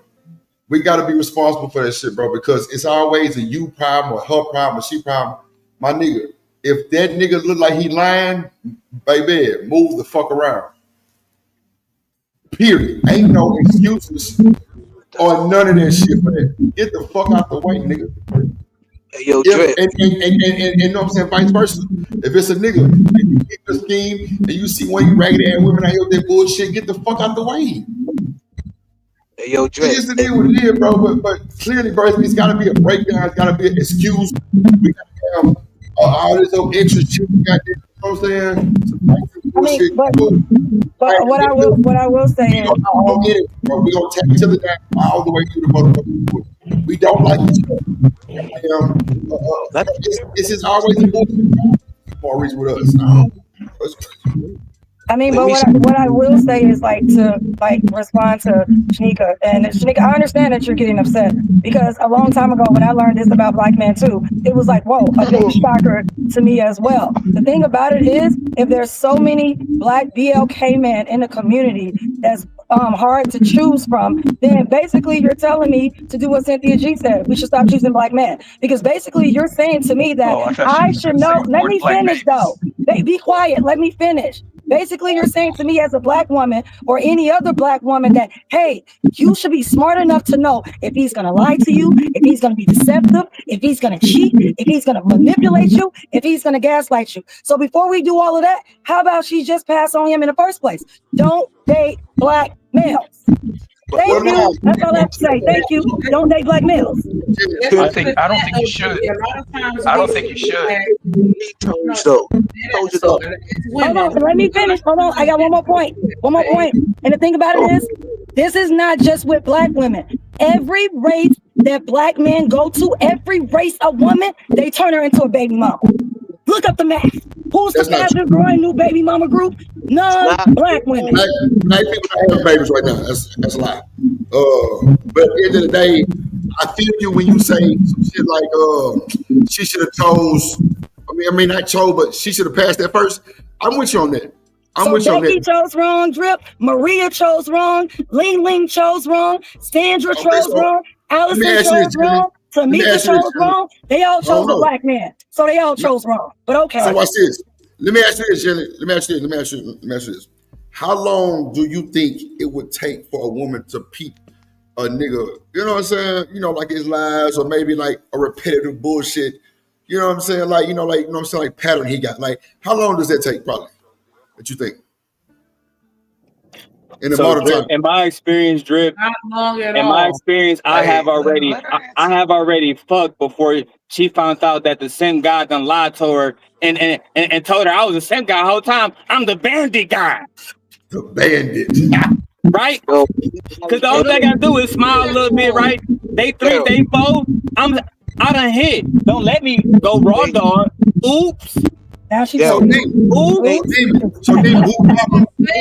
is that you already hit before you got to know?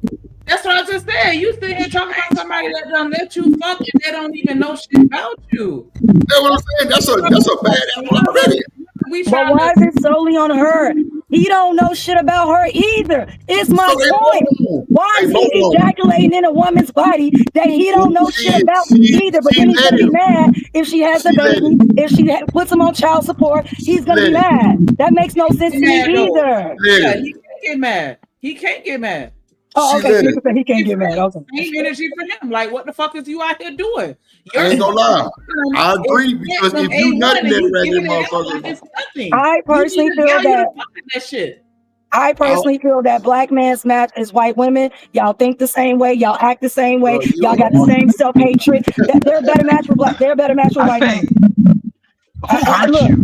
I'm all for interracial dating. Go on right over there and stay, and don't come back because I'm tired of black women being a cleanup crew for black men. You know your daddy black. Think about it like this. Don't talk about my daddy because I had a motherfucking daddy in my life the whole time. And my parents come from a 2-parent household. I just want to tell you he's black. I just want to tell you his daddy black. So let's be clear. I had a daddy from the day I was born to the day he died. I had a daddy. So the thing about it like this, right? Though, Drip, is we can sit around and we can play the blame game. We can do that both ways. Drip, every time I come to the manosphere, right? Right. And you know what these niggas tell me? Some B word done broke these niggas' heart. She done left these niggas, right? The incels, right, Drip. The incels used to call the man the Chad. Johnny Bravo looking type niggas. The niggas that they was so obsessed with a Chad that they wasn't getting no coochie, Drip. But these niggas come into the women's sport. You sitting there having a conversation with them niggas. Why these niggas coming to Anton Daniels and Kevin Samuels, I'll tell you what. Hold on, Drip. Why them niggas going to Obsidian and everybody else asking them niggas for advice to get one woman, Drip? Wow. Drip. You dig right. Hey, Drip, how many times have you emailed Kevin Samuels to get a woman? How many times have you bought a Patreon, Drip, to get a woman? I know, that's very true. And Drip, and those niggas are divorced, Drip. Divorced niggas. Why you worrying about what them niggas doing? Because y'all niggas lame, son. And I know you one of them niggas, Stan, he a bad chasing ass nigga. Why you worrying about what them niggas doing? I'm just saying, like, why you as a man, why you worrying about what you tickle daddy, check your bitch ass up, boy. Fuck, boy. And go talk to Anton. Go ask him how you can go get you a Rita Daniels, nigga. Hey, Rock. Go ask him how you can go get you an ugly ass woman. Hey, and wash your dirty ass drawers. One mic. My bad, Drip. I'll go on mute. Let dusty niggas talk. Right, fuck what this nigga talk about. I'll talk to you respectfully because you asked that question and you said, why would we be worried about that? Well, the thing is if you got dudes that where their idle mind, it's only solely on sex, on the freak, then I kind of believe that that's a problem. I think that your mind needs to be directed like a little bit more outwardly, which is why I think that it's best for a man to kind of like find that woman that's for him to settle down, and she gives, kind of mold her into everything that you want. But I think most dudes, they're just worried about pussy. I just think that it's interesting how, like, in every other aspect of our lives, we accept failure and we're able to bounce back. But when it comes to relationships, one fucked up relationship and we're fucked. You could get fired from a job and you will dust yourself off and go get another one. But if one motherfucker break your heart, then all bets are off the table and fuck all niggas, fuck all women. Like, why are we like this? I think it's because that's internalized hate. That's internalized hate. Motherfuckers be projecting their lives on other people. and look, let me tell you another thing. I think that some people, they're not really glass half full. They're glass half empty. Like, so they're already pissed. So they're looking for something to be pissed off about. I've seen women that prefer kind of like terrible relationships because they're naturally angry people and complain about the sun being too bright or complain about the temperature not being cold enough or whatever the fuck. And so they're in terrible relationships so they can justify their unhappiness and they stay in that shit. So whenever the dude leaves or the dude's like, fuck it, well, why am I doing this? They're going to do whatever they can to kind of keep that shit because they want that misery. That's just something I thought about once.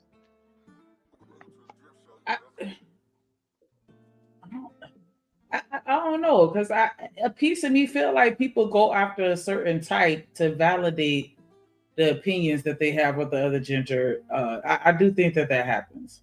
You know what I'm saying? Like, just I don't know, because I do feel like we play a larger role than we'd like to acknowledge in these situations that we end up in, and we just have to, keep it real with ourselves as well as other people when we talking about this shit, because it's like we not really benefiting or helping anybody else to not go through this shit if we just sit here and not acknowledge what the fuck is really going on and our level of participation and shit. Because like Drip was saying, once you realize somebody on that bullshit, move the fuck around.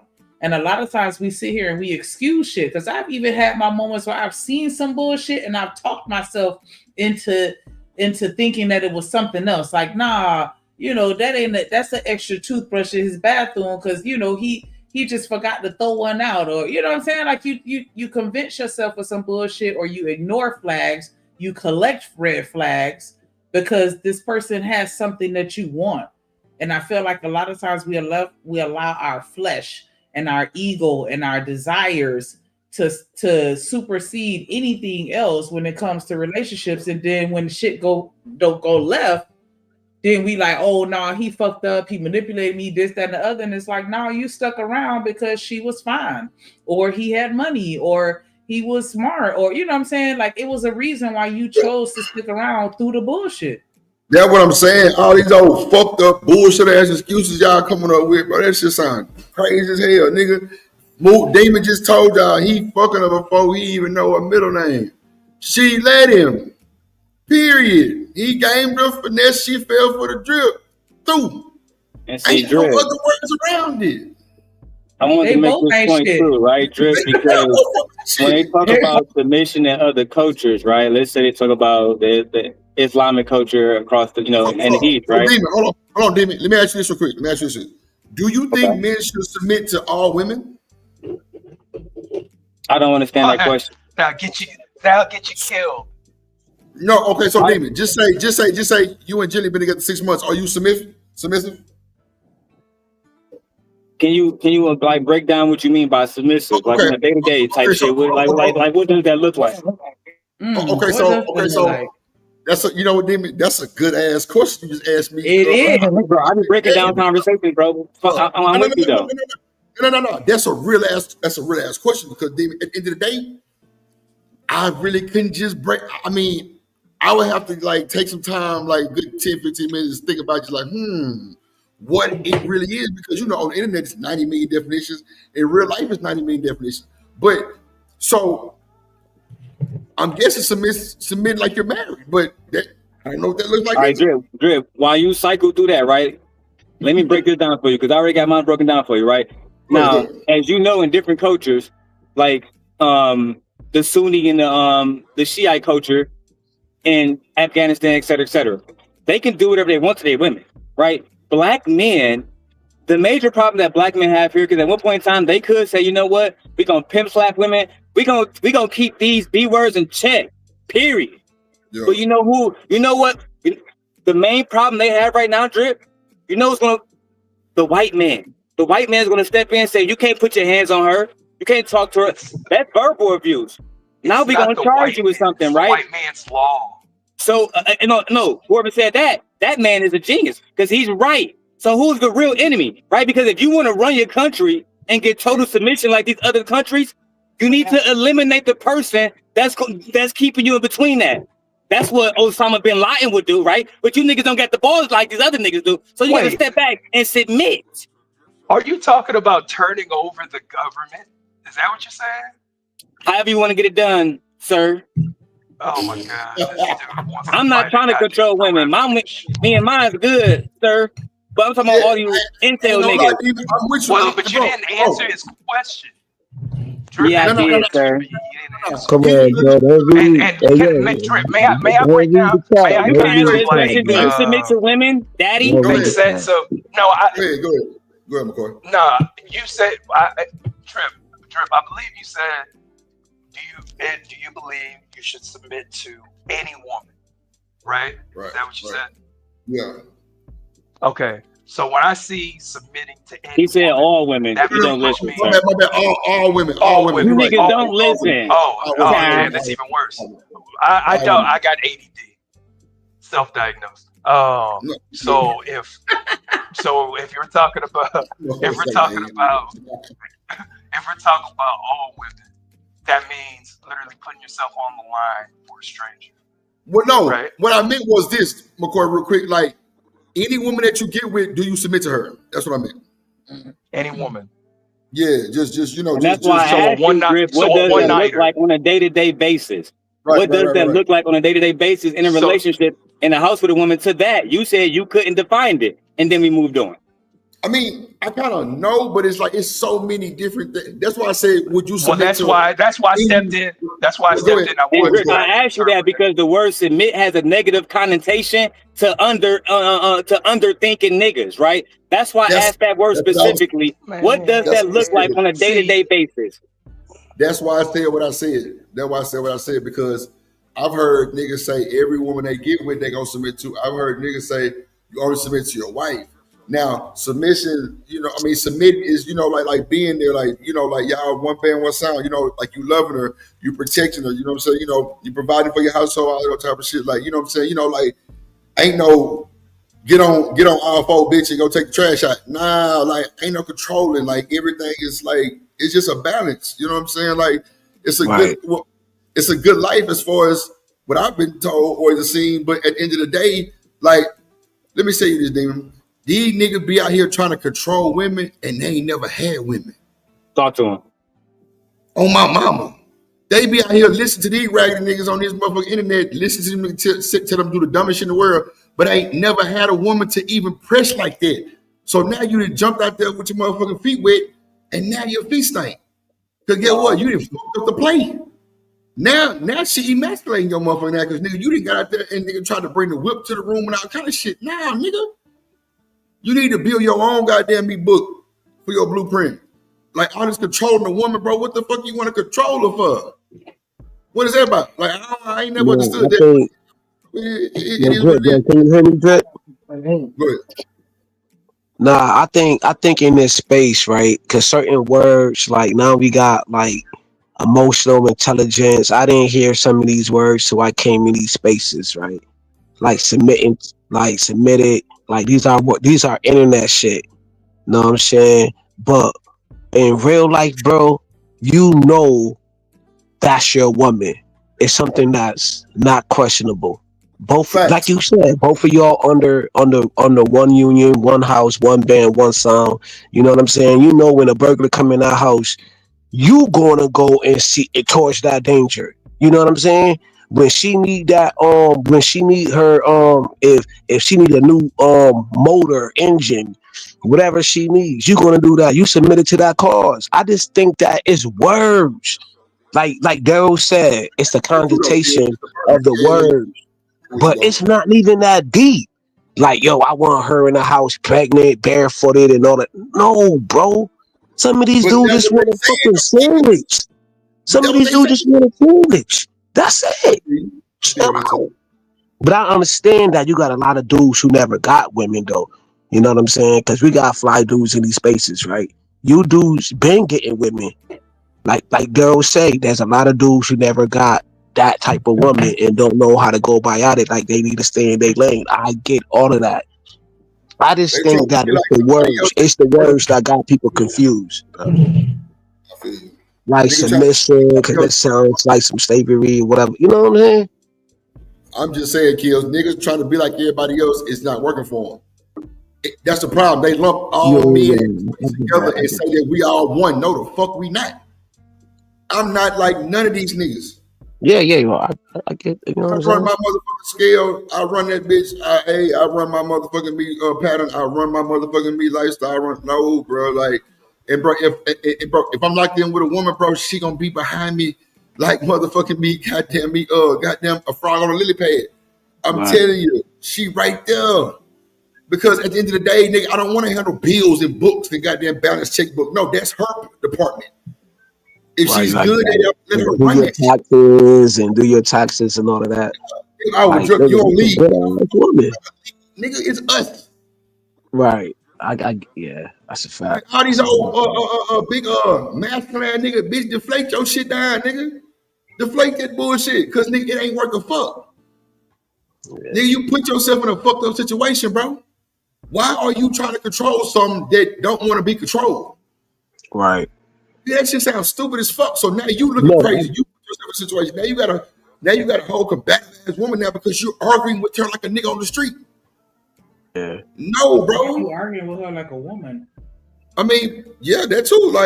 Like you, my nigga, why are y'all even arguing and y'all one band, one sound? Now we know shit gonna happen, yeah, like whatever. You know what I'm saying? You know, a little mild argument, whatever, or even a big argument. But that's when you pull tight and you have faith in your, you know what I'm saying, situation, and you love that motherfucker enough to where you don't want to let her go. It's not worth it. That's deep. Yeah, you right. On, man. But these niggas on here, nah, fuck the bitch, let her go, kick her to the curb. And nigga, she'll make more money than you. Come on, bro. That's how you know niggas ain't got no women, nigga. They sound stupid as fuck. Telling you, bro, I be reading this shit, nigga. These niggas be coming up here talking all that bullshit, nigga. You ain't even got nothing over there, nigga. You in your bed alone, nigga. Real shit. I'm in every pedal, nigga. I'm in my bed alone, nigga. I'm trying to hit every pedal. I'm just saying, Kills, and it's not directed to nobody. I'm saying, nigga, this is life, bro. Everybody different, though. Kills. You didn't have women, you talk about your ex all the time, bro, like it was playing. Yeah, I still love her. You know what I mean? Like, she cool, but like, I'm not one of them dudes that's gonna be on a panel and talk down on her, even though she did some atrocity, some crazy wild shit. I'm wild. I even made that my wild shit, but I'm not gonna bring my ex up and bash her. Like, that's not even, you can't find one video of me talking negative about, you know what I'm saying? The mother of my kids, bro. I be hearing dudes doing that though. I get it. Them niggas probably put themselves they got fucked, and they got their head put out. All kind of shit could have went there. See, but the thing is, bro, women, for me, bro, I always tell niggas this: when you a successful man, bro, it's supposed to be a successful black woman behind you. Cause, bro, we don't see everything, bro. Them women can see shit that we don't see. You ain't lying.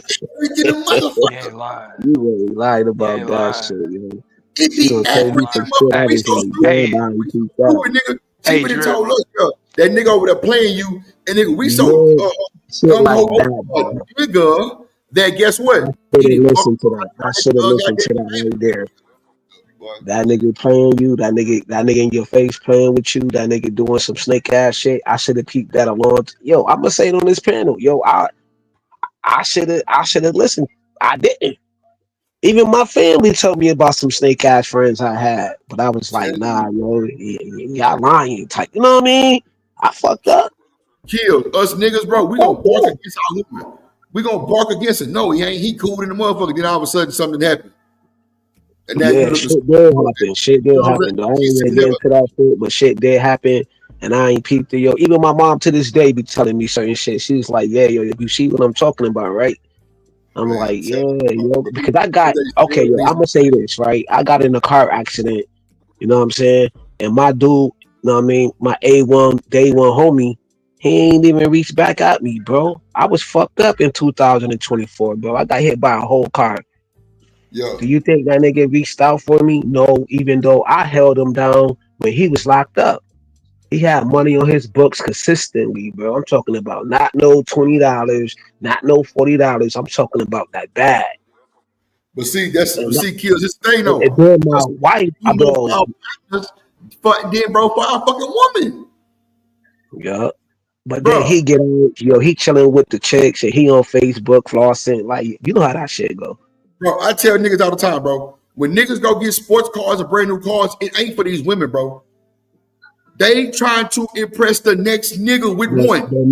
Yup. The jewelry, the clothes, all of that. Bro. Niggas want to get on IG. Niggas want to get on Facebook and floss for the next nigga. Bro, niggas' priorities is fucked up. Yeah. And all these bullshit ass spaces and these categories is red, blue, ring, red, spears and shit. That shit sound like bullshit to me, bro. Because I wasn't here for that shit, and I would never. You wasn't here for all the pill shit. Nigga, tell me how to pimp on a bitch or a nigga talk to a woman. You was raised in it. You was listening like Pimp C and you know what I'm saying. You from Houston, bro. Like it's a different. I got family, my nigga. I got cousins that didn't shuffle 3-4 of them at one time, bro. I told y'all, my cousin used to sit in his bed and talk to his gal, bro, with the Aaron House slow dance in the background playing, bro. I used to be on the floor in the summertime, listen to this nigga. I'm talking about finesse. I started doing it just like him. Nigga, I learned this shit, bro. I'm telling you, bro, these niggas be fucked up, bro. They do too much, my nigga. You ain't got to do all that shit, bro. Do you know a quiet nigga would get more attention than the loudest nigga in the room? Mm-hmm. You think that woman looking at that clown ass nigga? She looking at the nigga in the back, looking at the clown ass nigga too. What he about? What he doing? But now we want to be loud. We want to be Jones on our partners trying to get the woman and shit. Nah, bro, your folks get focused. These females mastered this shit, yo. They mastered the red pill, blue pill shit. They mastered whatever shit. When you got Sister Goddess running circles around these niggas. You got what's the other one name that look crazy, yo? She married. Shanika, yeah, like her, like yo, they be running circles around. Yo, you had a chick on here, Drip. I don't think you know about it. You had a chick who never showed her face on this app. Her name was Jessica X. Yo. I know you talking never about. Showed her face.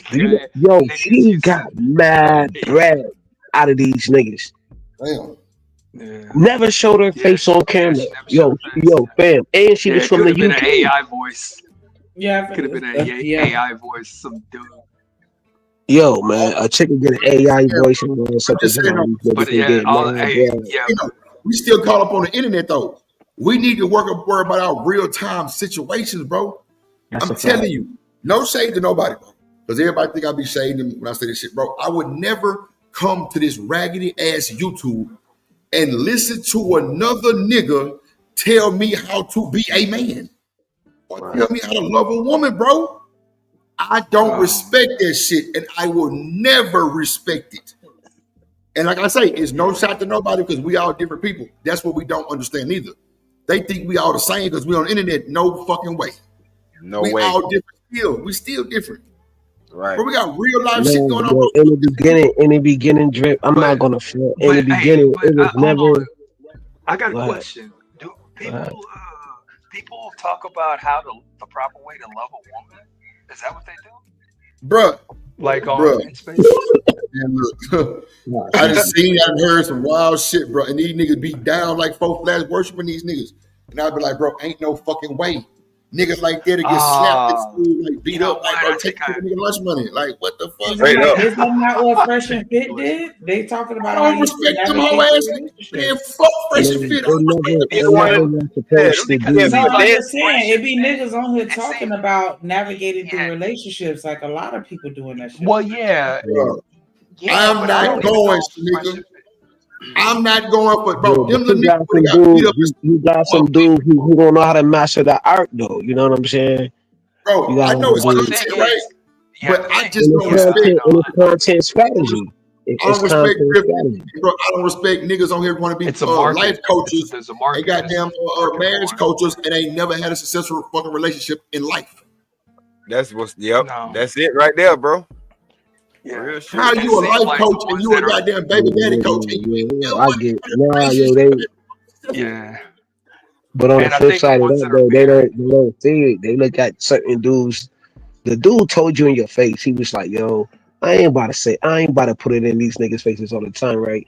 He was like, "Yo, I'm gonna get paid off of these dudes' pain." You know what I'm saying? And that's jacked up because they been doing that towards the black man forever. You know what I'm saying? They'll use your pain against you. So there'll be a lot of dudes who got a lot of pain going on, and then a content creator will abstract that and abstract his pockets. And then you'll come back on these platforms and be like, damn, man, I didn't invest in a lot of shit. Like, all you gotta do is go see how much these courses cost in these spaces. Yo, that shit be a lot of bread. Well, I mean, niggas paying for that shit, bro, every day. Right. Like if then they come back and be like, yo, man, that course was if that's how you make your money, make it. I'm like, shit, go ahead and do it. Like if they know, I'm talking about the creator, the content creator. If they don't care. Go ahead and do that. Yeah, go ahead and do it. Make your bread, man. Especially if people are buying that shit. But I've kind of noticed that a lot of these, we're not gonna call them red pill. We'll just call them internet spacemen. Ones that are buried, it seems like they'll often take that kind of like that blue pill route, pander to woman route, and it seems like that's kind of like a business decision too. It's like, nigga, that's the new nigga. That's the hustle to do. You heard what Freezy said, yo. That's the hustle. That's the hustle. Pandering to women. Yeah.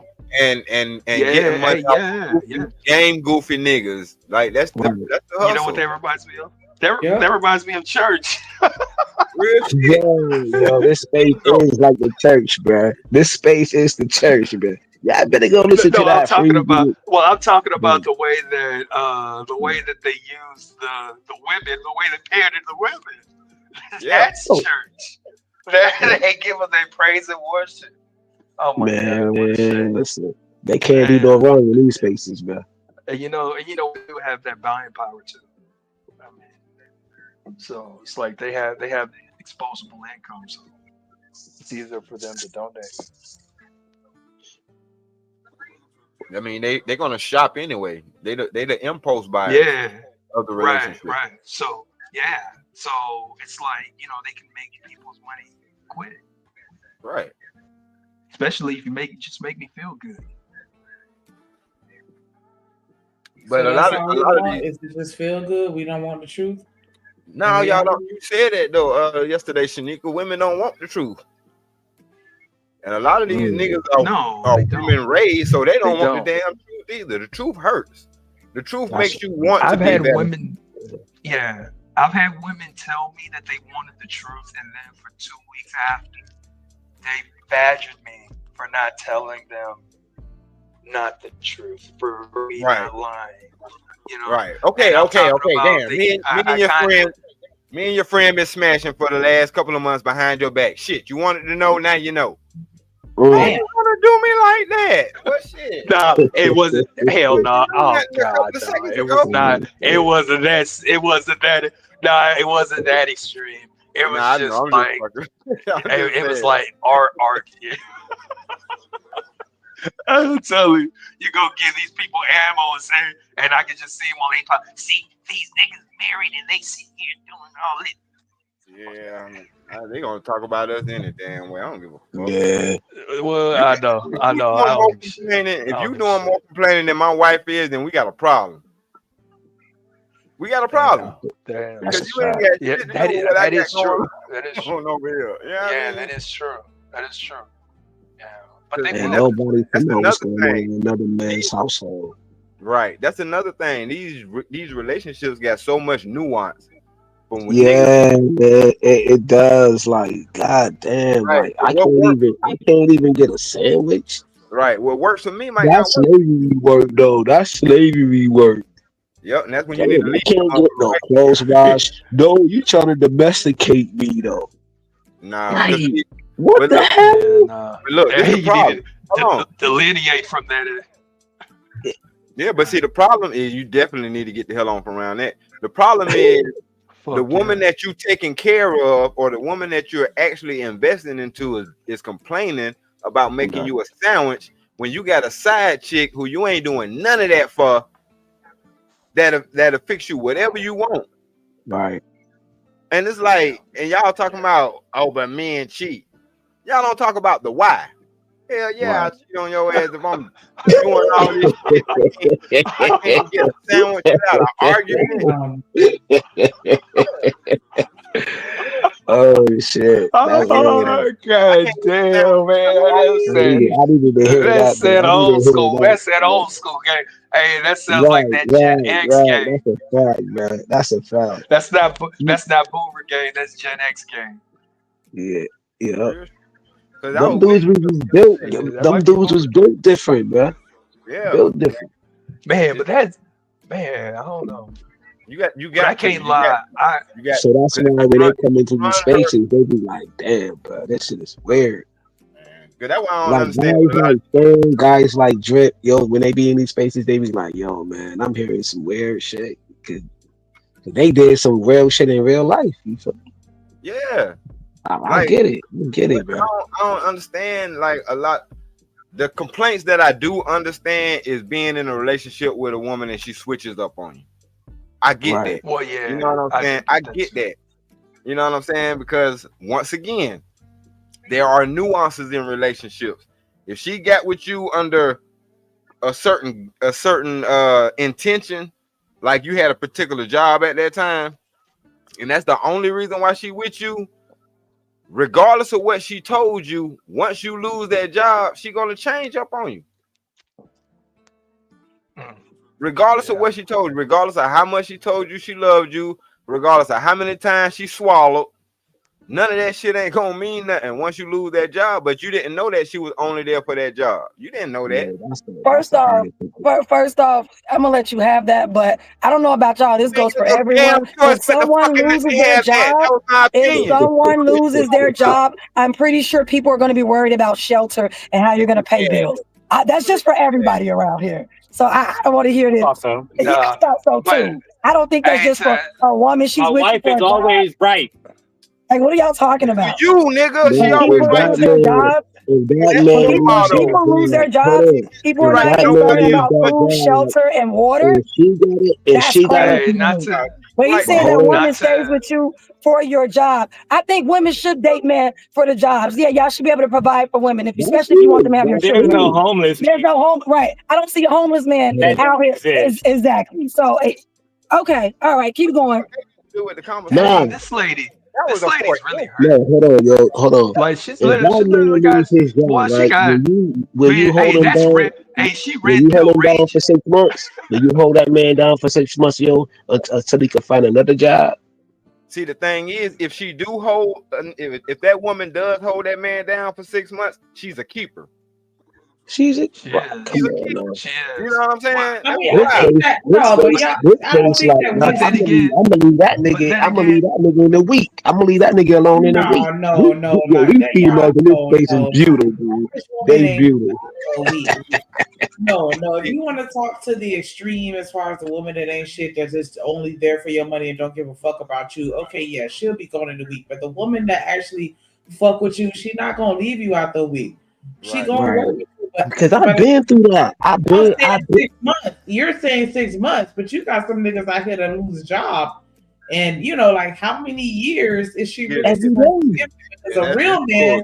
Well, I ain't gonna say a real man, but I feel like a man that give a fuck about his family, they not gonna sit there and just let that happen. They gonna, you know what I'm saying, make something happen so that they can still take care of their family. He doing something. That shit, he got a side hustle. They're gonna find some kind of something. Yeah. Hey, so I think that's what she's speaking on. Like, nah, don't sit here and lose a job and be okay with that. Right. Shanika, that man probably led with his job. He probably made his job the end all be all. And that was probably the sole focus because we know men lead with their money, right? Men lead with the things that they have and the things that they can get, right? So if he led with his job, most likely, then why would she stay with you? If you lose your job, no, she shouldn't stay with you. How's she gonna eat? How's she gonna survive? How's she gonna live? Y'all said that y'all don't care about women's education, so that tells me you don't want a woman with education. She gonna keep her her femininity. She gotta worry about shelter now. She ain't gonna stay feminine. You niggas. Yeah, for real. Because my thing is, what I was about to say is, a woman who will hold you down that long, yes, that's a keeper.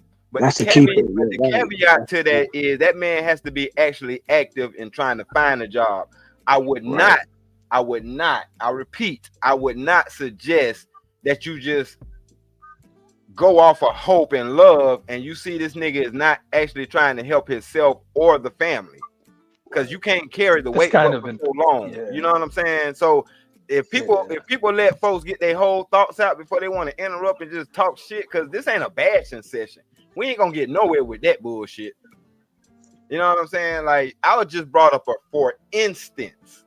I interrupt because I ain't got no respect for you niggas. I know you don't, but you ain't got to have no respect for me. That's cool. At least you keeping it funky. At least you keeping it funky. That's cool. Absolutely. Yeah, because you don't have to. That's cool. Because we heard some work shit on a video, but they talking about that they want to delete black men. So what the fuck? I apologize on the F-bomb, but what happened to black men? Y'all delete each other every day on these streets. Y'all delete each other every day on the streets. I don't hear about deleting black men. Y'all delete each other every day on these streets. And y'all, I respect your right to be a misandrist. That's going to war with each other on each other black. Y'all from Chicago. So y'all know hold on, fellas. It's St. Louis. Men gave up on women since they delete all the children, right? Oh yeah, yo, more than Chicago. Every single look at that. So you don't have to pay child support. So why are you worried about her deleting a baby? Now you niggas ain't gotta pay child support. You ain't gotta worry about her getting that $266 a week from you, nigga. Damn, you said about the deletions though. I think you got a bonobo right here. Then everywhere that we had in America, bro. No, that's a red GPT that. We can't. No, I want you niggas fear the most. Unruly. That's what I am. I want you fear the most. Unruly. Exactly. Yeah, hyena, but that be one. You know what they say at the zoo? Don't Yo mama a hyena. Yo mama a hyena. Or maybe your mama should have swallowed. It looks like your mama couldn't be controlled by your daddy if the nigga left you and abandoned you because he was tired of ass and he didn't want to be there. Maybe she should have deleted too. I agree. She should have swallowed. Go sisterhood. I bet agree. she feels 100%. So good after 100%. I'm glad my mama didn't swallow me. 100%. Right, Shanika? Because I wish she swallowed me, but she didn't. Shoot that club up, baby. I wish she could have slapped me against the wall, but she didn't. My daddy should have jacked off that day, but he didn't. I am a hyena. What you gonna do about it? Nothing. You niggas can't do nothing. No power. Why would we want to? Nothing. I don't want to do it. As long as I know I'm I right, don't want to attack. Like a baby. I don't want to approach a hyena and get myself exactly, because you know you're gonna get your ass. I called it out. Yes. I called it like I see it. Nah, hell nah. Hell nah. I'm closing my door. I'm 1,000,001, nigga. You closing your door. Hell yeah. No, hell no. Why do I want to be around a hyena? Them shits is no. And they travel in packs. So the best way to avoid a hyena is to have your shit together. Because when you have your shit together, because that's what I tell my boys, y'all want to shut me up, do what the fuck y'all supposed to do. And ain't shit I can say. Ain't shit I can say. The niggas, no, I'm saying like the niggas that's out there moving and shaking like how they supposed to move and shake, they don't have no issues out of women because they do what the fuck they supposed to do as a man. And women put respect on that and they get in line and and they act accordingly. And the men, they respect and value their women enough to where the woman doesn't feel like she's not a partner in the relationship. Right. The only people that have issues is the niggas that ain't shit. Right. Like I said, my wife don't say shit. Exactly. That's that. You look at your spouse and how they treat you, and that's gonna let you know what's really up and how they respond. So yeah, like shit, I agree. Yep. The proof is in the pudding. Hey, yo, Shanika, man, I appreciate you more. You feel me? I just wanted to say that, Shanika. I appreciate you more for having this platform, for pulling up that video. You know what I'm saying? I respect you more, man. And I know that you got a good heart, and you love black men, yo. So I respect you more for that. She does love black men. Okay, what they say about you, man? Listen, man, I gotta give her her Please, not a crown. What is called like a crescent. Yeah, give her flowers while she can smell them. Yeah, not flowers, but because we can't smell flowers while we gone. So I want to give her crown, you know what I mean? But what the princess or the queen wear, you know what I'm saying? I want to give her that, you know what I'm saying? Because we can't smell their roses once we gone. No, I'm just saying, I'm talking about like, the little roses, because that's what I meant when I said what I said when I first met you, Shanika. You know what I'm saying? Like, nah, you a real one. Yeah, you know what I'm saying? Just for having that balanced perspective that you have. You know what I'm saying? That shit is refreshing. Because you can actually build. Yeah, because you can build with that. You can do something with that. I wish you the best. You know what I'm saying? I really do. And I know that you'll find it. You know what I'm saying? Hey, Shanika, man, while we're all showering Shanika with praise, can I say one thing that I like about Shanika is that she always apologizes anytime she's interrupting men speaking. Shanika.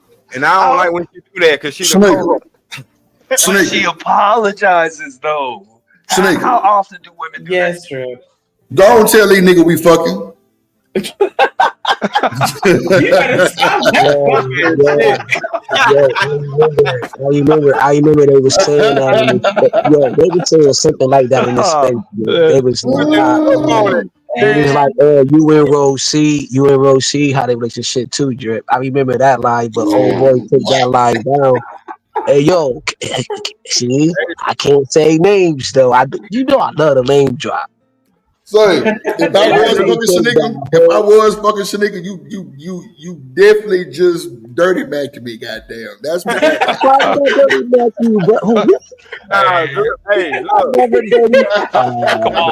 Come on, like, yeah, I heard you were fucking this other hole. Like, damn. That's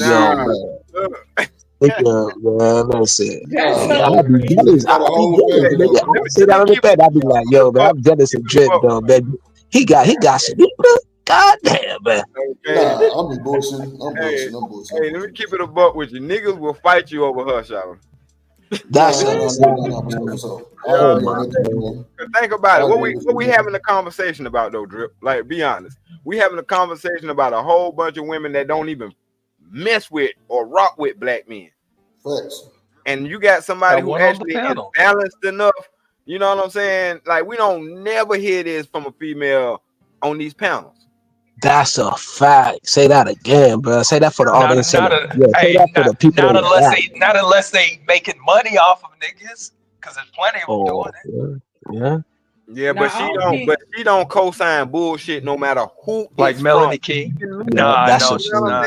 And then she be having the woman's back too. She ain't throwing women under the bus at all. No, she'll call it pushback. Tory Lanez appeal denied. I saw that. I did see that. Denied. That's crazy. But Drip, did you hear this video that's on the screen right now? You know, Jay-Z connected to them boys. Oh yeah, I already know. Them 1%ers. Jay-Z's got like he's got a direct. Hey, Drip, they holding Tory accountable. No, for real. Allegedly. Accountable, bro. We seen the video, bro. We seen the whole video of when she stepped out the car, out the truck, the SUV, whatever, and she hit the glass, bro. Everything, the bottle dropped out and it bust. Daryl, she stepped on a glass bottle. I mean, you know. I don't remember that, but I hear you.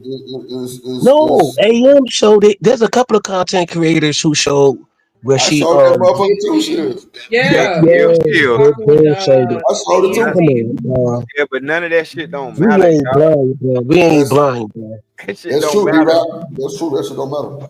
Right. I mean, that's because it's the same thing we talking about right now. Because even though Tory, you know what I'm saying, he Canadian and shit, if you can get rid of a black man, if you can either lock him up or whatever the case may be, that's a win for them.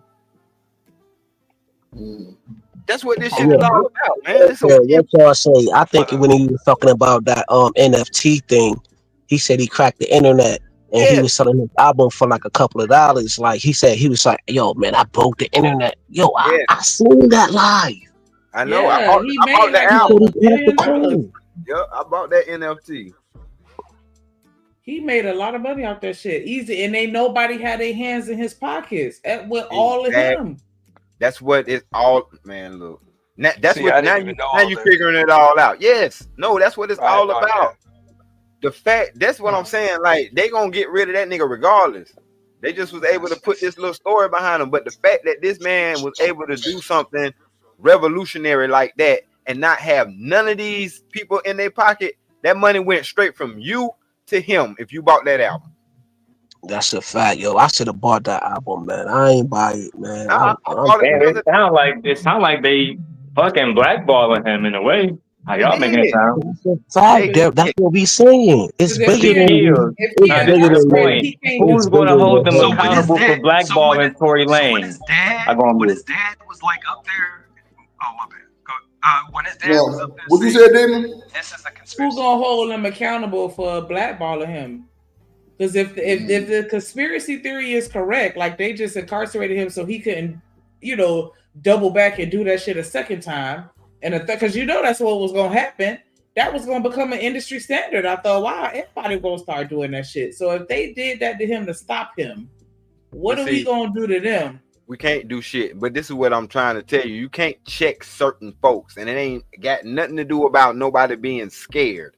We can't even talk about a certain group of people, or your whole channel will get shut down. Who was able to check anybody when they told Kanye to get this $1 billion out this bank before we put it on the corner? Who? So when you got that kind of power, or when you can control those levels of power, ain't nobody telling you nothing.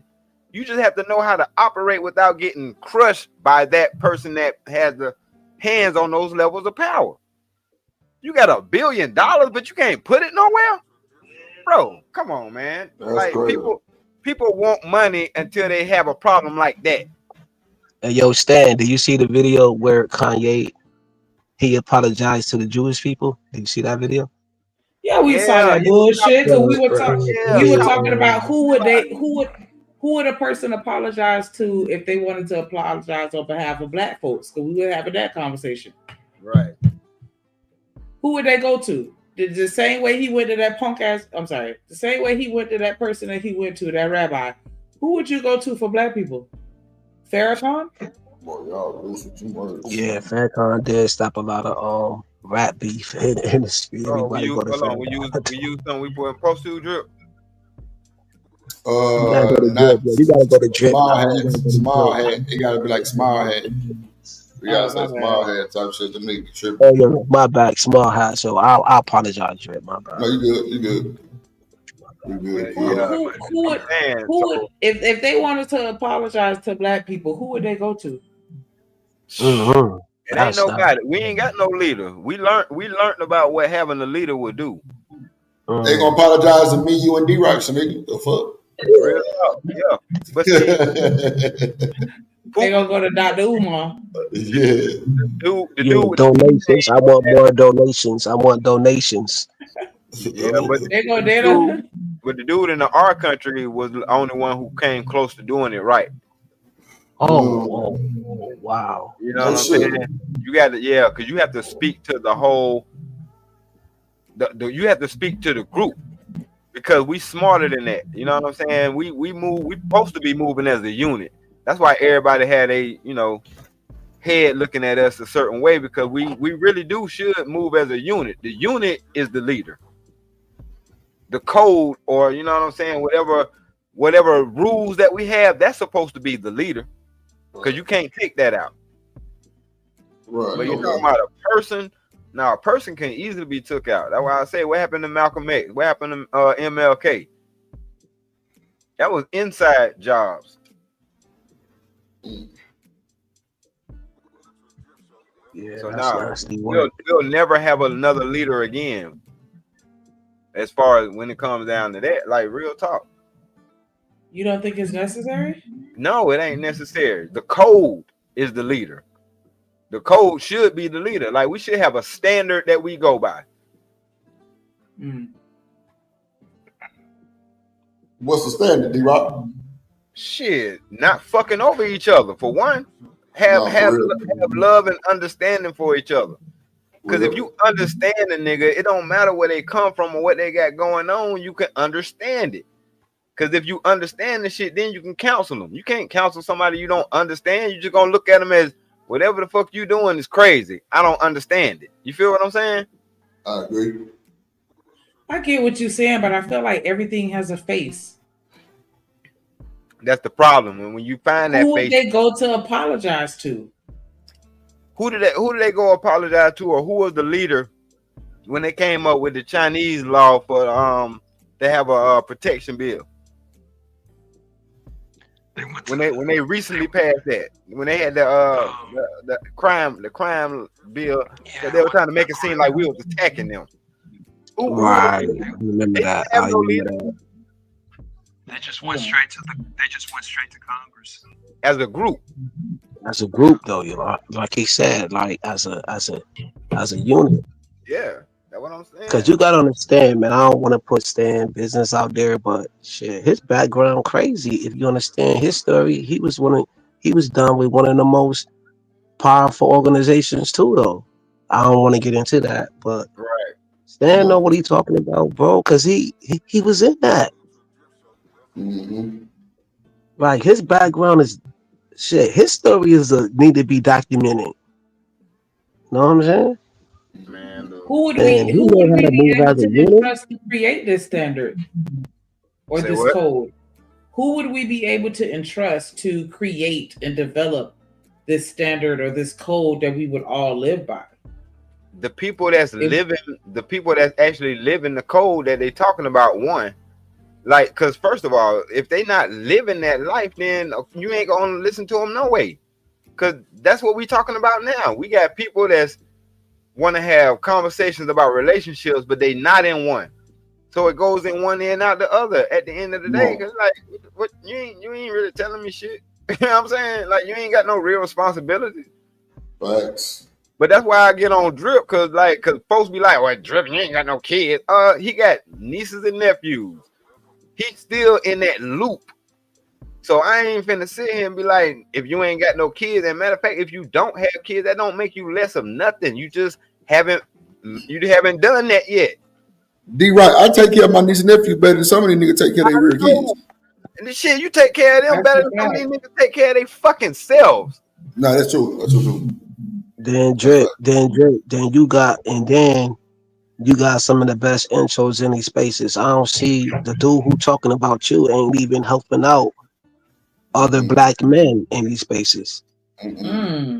That's commerce, right? Or whatever it's called. You building this space, bro, that we be on every single day. Yeah, that's definitely And coming. you bring it. Kills, he a scammer. What you talking about? That's buying black. You know what I'm That's saying? They buying black. Jammer. You got some of the best intros. You got some of the best intros ever, bro. I was like, Drip did that? Like, especially the Izzy joint. The Izzy joint is fire, bro. I'm like, yo, you got him, like, that AI, like, that's really him and doing that. I'm like, yo, that's crazy work, bro. So watch this though. Let me just tell y'all something, right? And I don't give a fuck who like it or not.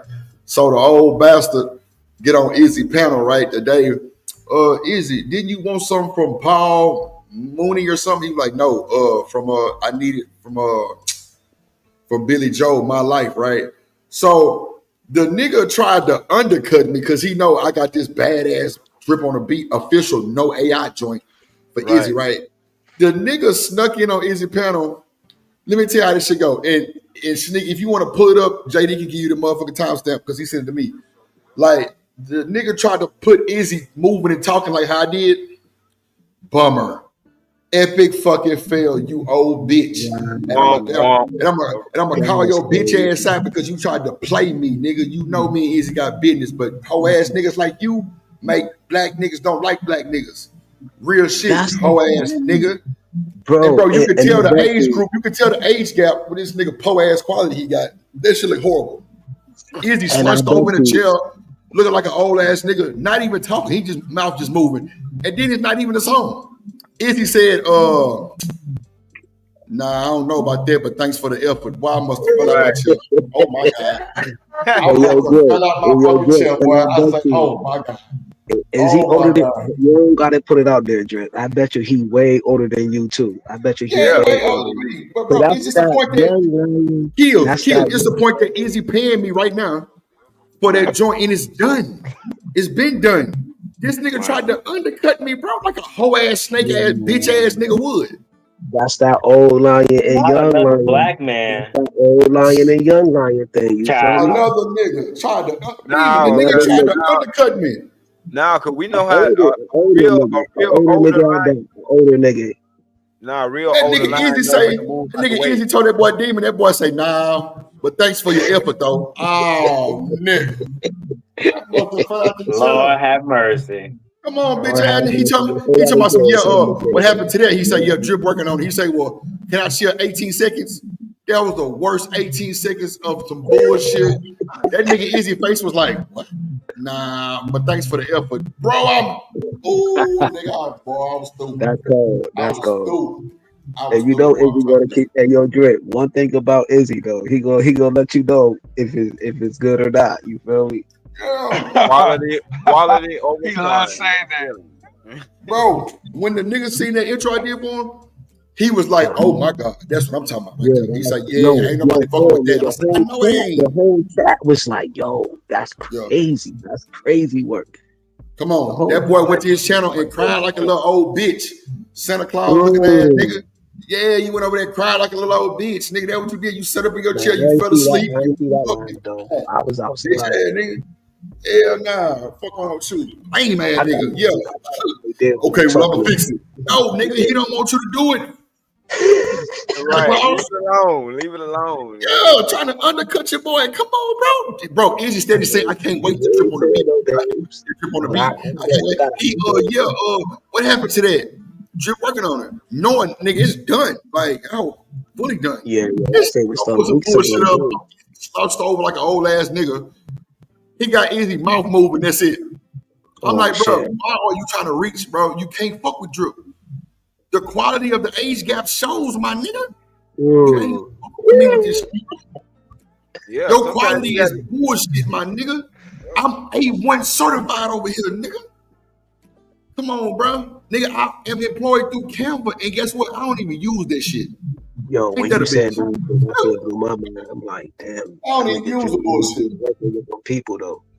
Come on, bro. Everybody in that bitch like, damn, Drip like that. Nigga, who y'all think making these intros? Not that motherfucker.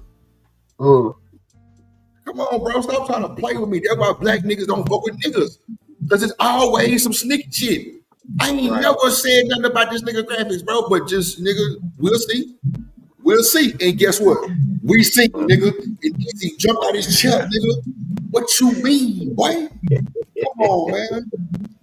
Bullshit ass you try to put up, undercutting ass nigga. Yeah, that's how I know you man. That's how I know you man, Santa. But get what? Don't write drip up. Call that nigga Santa. He called that nigga Santa. Come on, bro. Don't do me like that, bro. I ain't never undercutted you, bitch ass nigga. Come on, bro. I hate hoe ass niggas like that. Old ass, put up in the house ass niggas. Boy, you ain't been outside no what? What's up? I'm trying to play with Drew. Yeah, Easy. What happened to it? What can I shit 18 seconds? You got your ass embarrassed, bitch ass nigga. Yeah, that's bad. That nigga Easy say, nice. I don't know about that one, but thanks for the effort. Boy, I must. Please, this nigga, pull it up, please. Hey, I can't lie. Izzy please. does take a lot of L's. He takes a lot of L's. He takes a lot of L's with even Sharon. Like, he gets himself wrapped up in all these silly arguments. It's like, I mean, but you know, Izzy and Sharon, you know, that's just their thing. You know what I'm saying? Them niggas gonna argue forever. Like, I don't really think it's an L because for the simple I everybody remember what you're talking about. Everybody Yeah, different. You know what I'm saying? Yeah, it's for the content.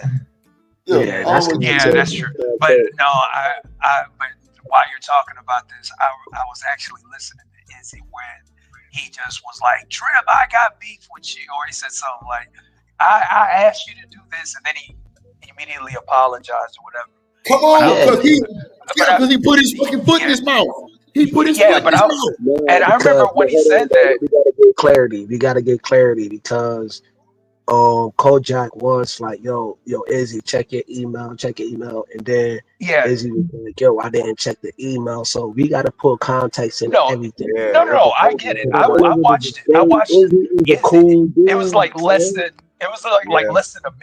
less than a minute. And he totally took it back, you know. But I remember he hold accountability though. He was like, yo, Drip, like, and then Drip, like, Drip ain't even say nothing. All he did was like laugh at the shit.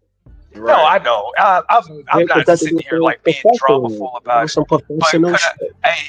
Can I share something else that I because this is just thinking about Izzy, and it made me start thinking about something else. I was listening to Dude's panel, and I didn't know that Corey Holcomb and Tommy like had some kind of beef or whatever, but he was basically playing both of whatever their beef was.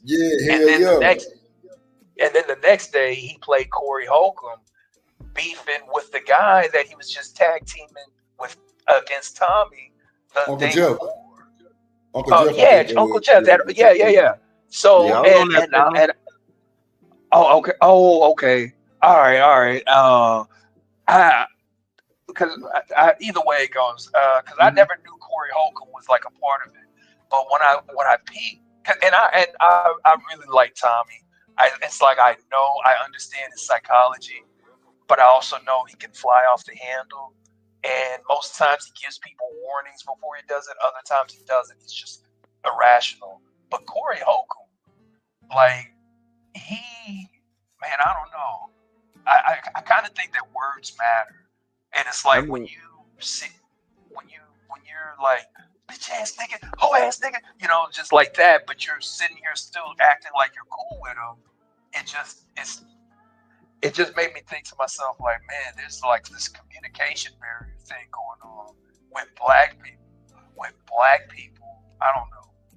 I honestly think that it's common, or not even common, but in our DNA to just be that over dramatic, even if you go back to like Africa and shit like that.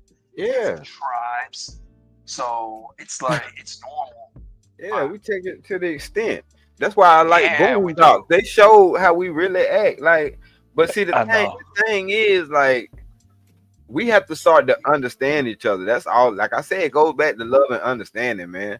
Because people talk about we don't have our own language. The fuck we don't. This is how I talk.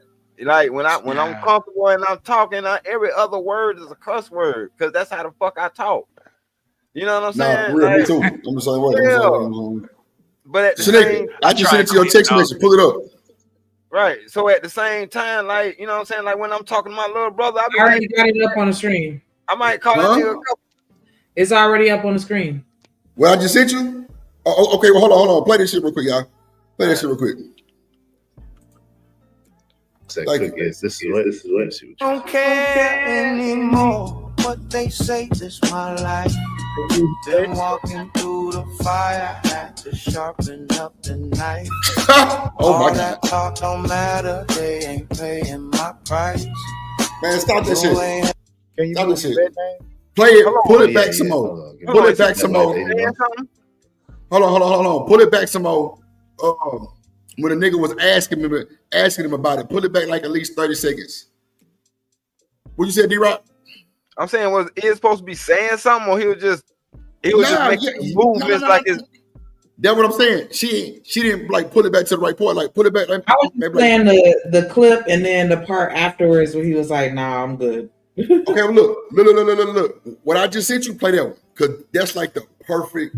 Like he asked Izzy, well, what happened to it? He said, yeah, Drip working on it. He said, well, can I share 18 seconds of some bullshit? Then he played that old ragged ass shit he played. That shit they be putting in the goddamn dumpster, nigga. Low quality ass bullshit work. Stop playing. Stop playing with me, nigga. I'm in this bitch, nigga. Fuck we talking about? What a motherfucking music at? God damn it.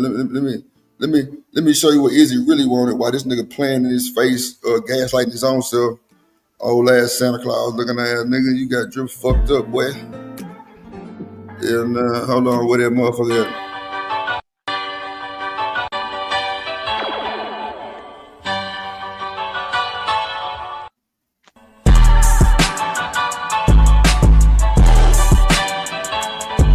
Now that's just a sample. Do you hear this bullshit this nigga playing up here?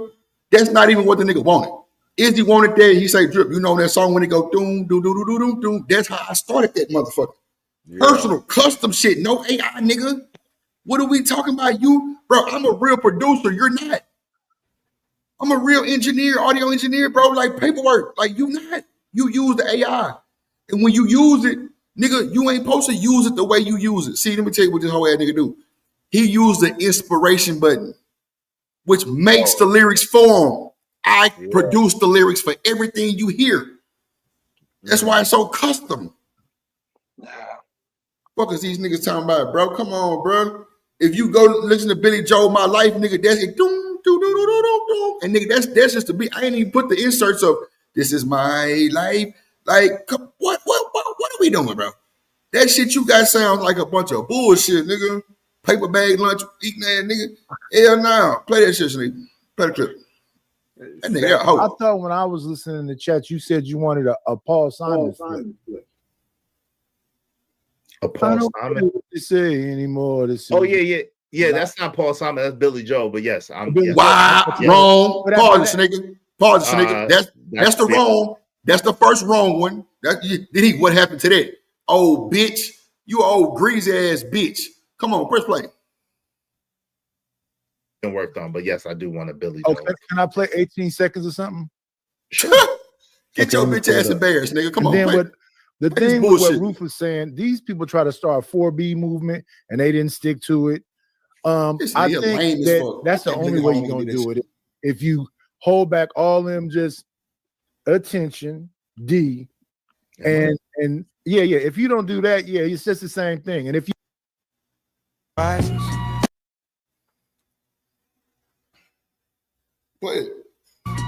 Been walking through the fire, had to sharpen. Do you hear this bullshit?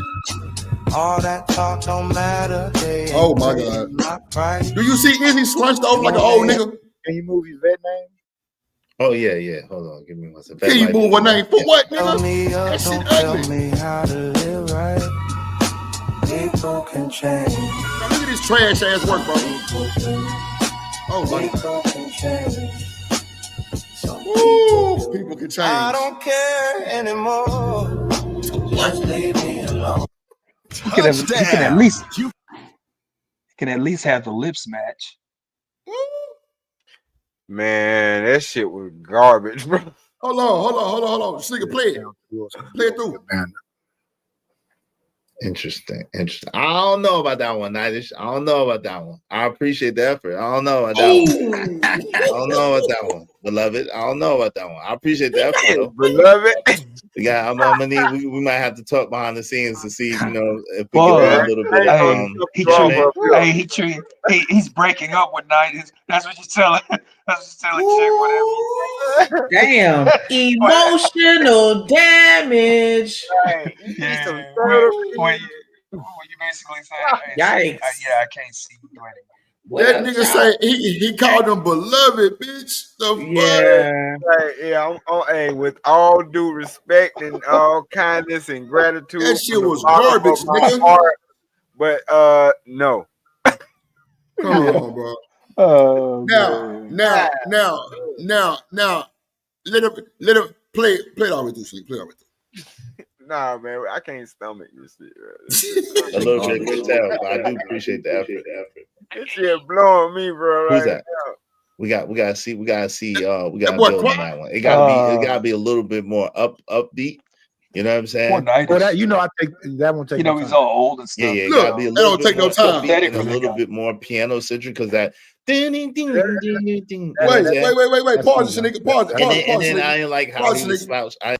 Pause. Yeah. He ain't like how you was slouched down too, bitch. So look, upbeat with the piano. This is the upbeat with the piano, right? Ooh, do. Stop playing. Upbeat. Stupid ass nigga. Do you follow directions, nigga? Damn. Come on, Santa Claus. You gotta read that list. You gotta check it twice, my boy. Ooh. Stop playing, nigga. You don't even follow directions well, nigga. My man said, appreciate the effort, Santa. You was quiet. Okay. You ain't no problem. Nigga, he still ain't fuck with that bullshit you got going. The man just told you he ain't like himself slunched over, nigga. He look like an old geezer. Who is that though? The AI that you came out with looked like Izzy. Like who's this? Man, I don't know what the fuck he got. This nigga here, Santa Claus eating them cookies. He fucked his Santa bag up. I don't know. The reindeer's tied too. I don't know. It's fucked up. But he made him in Nightish's image. That's Izzy. Yeah, that's Izzy with a bad back. Nigga, that's easy. At the VA hospital, nigga. The fuck? Come on, bro. Stop playing, bro. You're gonna try to undercut me. Come on, my nigga. It's money for everybody to get some, bro. Why would you even try to play with me and get embarrassed like that? And I think because he was trying to rally in the crowd and the people in the comments, like, hey, can I play this for you right quick on the stream in front of everybody? Because why you couldn't just switch him that on the back end? Why would you ask him to play it in front of everybody? You know what? Put him on the spot like that. I had stepped away, right? Because I was over there listening to it. Kojak said something. Kojak was like, yeah, Drip, I know you 100 times better. I didn't know what he was talking about because when I came back, I'm like, Kojak, what you mean? I had stepped away. And I don't know if he responded to me because I had stepped away again. And, I was just gone, but I didn't hear it. But, bro, when that nigga Izzy was saying, yeah, Nightish is better than you, Drip, he goddamn me quicker than you out on bullshit because you taking forever. Nigga, I was in the chat like, oh, nigga, you in your feelings. Okay, bet. I wasn't tripping. Right. I show and tell, nigga. I show up and tell you niggas a story. And what I did, production. Shout out to my nigga D-Rock for the lighting, goddammit. Shit. Production, nigga. We got resources over here. Fuck, nigga. Fuck is you talking about? Nigga, I pulled up. Now. Nigga, go to the beginning of the stream and play my intro. How about that? Let's play the one Drip did for Izzy Bands and let's see what we talking about. Let's see what type of movement and shit Drip made Izzy do that he fell in love with. Everybody in the chat, nigga, goat, nigga. Fuck is you talking about? Your time washed up, Santa. Show ass on that bullshit, hating ass nigga. You an old hating ass bitch. I can't stand hating ass nigga like that, boy. I tell you, bro. Sir, man, come on. We're refraining from using the B word. Man, fuck that. That nigga bitch. And I said what I said. I chastised Daryl for not saying it. Man, that's Daryl. Daryl and me. Daryl ain't the host. That's Daryl. Daryl and me. Parasite. That nigga ain't a host. Damn. Come on. I'm just fucking with you. That's Did I hear someone say, wait, hold up? What that boy say? No conversation. Yo, come on. Deserve no donations. Yo. Ladies and gentlemen, let's show love. Let's hype him up. Yo. You did the bobblehead? Yeah. Let's keep this energy going. Excuse me. We else gonna do them, Shanika? Did I hear someone say, wait, hold up? I did your bobblehead. He said, don't conversation. You a bobblehead. Yeah, I know my head bobble. Did I hear someone say, wait, hold up? He said, no conversation. Deserve the donation. Ladies and gentlemen, let's show love. Cute bobblehead. And hype them up. You are locked in with Izzy. Okay, so no slouch. Yeah. Come on. Does this actually look like Izzy? Am I just dick riding right now, or does this actually kind of look like the same teeth? Boy, you ain't what the fuck, boy. Damn sure got the same teeth, goddamn. I look like Izzy, though. I look like Izzy. Come on. Wait. Listen to his voice, though. Listen to how he moving with the nuances. That's easy how he move in real life. On the stream. Watch it. Right. Let's keep the same energy going. Ooh. Yeah, man. And then it's another one that I had him moving on. But it's like showing like the top of it. But when I touch it up again tomorrow, I'm gonna show you the nigga on the ones and twos. I ain't even show all that. Then it's a part, bro. I can show you this text message right now between me and Izzy, bro, from earlier. I say, bro, I'm gonna retouch it because it's a part I put in because I really thought I was doing too much. Bro, Izzy is walking out of the basketball stadium arena, my nigga, with his bag on his shoulder, and the Lamborghini pull up on him like Knight Rider, nigga, and he hop in that bitch. Okay. What? Watch how I fuck him up. Watch how I fuck the new one up, nigga. They gonna be like, damn, wait a minute, we ain't seen that part yet. I know you did, nigga. Cause I got more shit, bro. You know how many movies I made trying to come up with this shit? Hey, I can only imagine, bro. Like, hey. Come on, bro. That's why, nigga, when I do shit for y'all, D-Rod custom shit, I send you all the cuts. Don't I? Yeah. Come on. I send all the cuts, nigga, because you can use them still. Yeah. You know what I'm saying? But that, you know what I'm saying? It ain't for me to like. Right. It's for y'all. So, you know what I'm saying? I just send all of them just in case you want something that I might not have been feeling, but you feel like a motherfucker. Nigga, use that bitch. Exactly. Right. Hey. But see, I know I'm a prophet. I told you, I said, take your time on mine, Drip. You can do mine whenever or last or whatever. I didn't realize that, nigga, everything that you make is better than the last shit you made. Come on, bro. Oh, boy, you hit the D-Rock. Come on, my nigga. I said, this nigga here must be a school of out. He must have went to the school of Outcast. You only funky as your last cut. Come on, bro. You sure did say that too, D-Rock. That's why I said, nah, nigga, do mine last, because I see you. Like, you went from this to this to this. Come on, bro. This. Come on. Ooh, yeah. But no, I'm still thankful for what I got, because I'm made. Nah, for real. Like, bro, and the thing is, bro, like, I always tell all my people that actually fuck with me, rock with me, I'm always keep touching them up. So, nigga, next week, nigga, your shit might be different. Like, bro, I'm telling you, bro, Kojak got a whole little niggas like night. Godfather, Modfather shit going on. Like, bro, like, I do it custom to what I see that, you know what I'm saying? Like, nigga, D-Rock he in fucking production. But I don't think you understand. Hey, you don't understand. I fuck with music the long way, Drip. The long way. I can hear bells and chimes and cymbals, everything. Cowbells. You know what I'm saying? And when I downloaded it, it automatically got into my playlist rotation. Ooh. So I'm just jamming. I'm just, you know what I'm saying, listen to my little shit play because it play anytime I get in the car. Anyway. Right. So, and that shit slid in between the song. Oh shit! I said this nigga hit and lost his goddamn.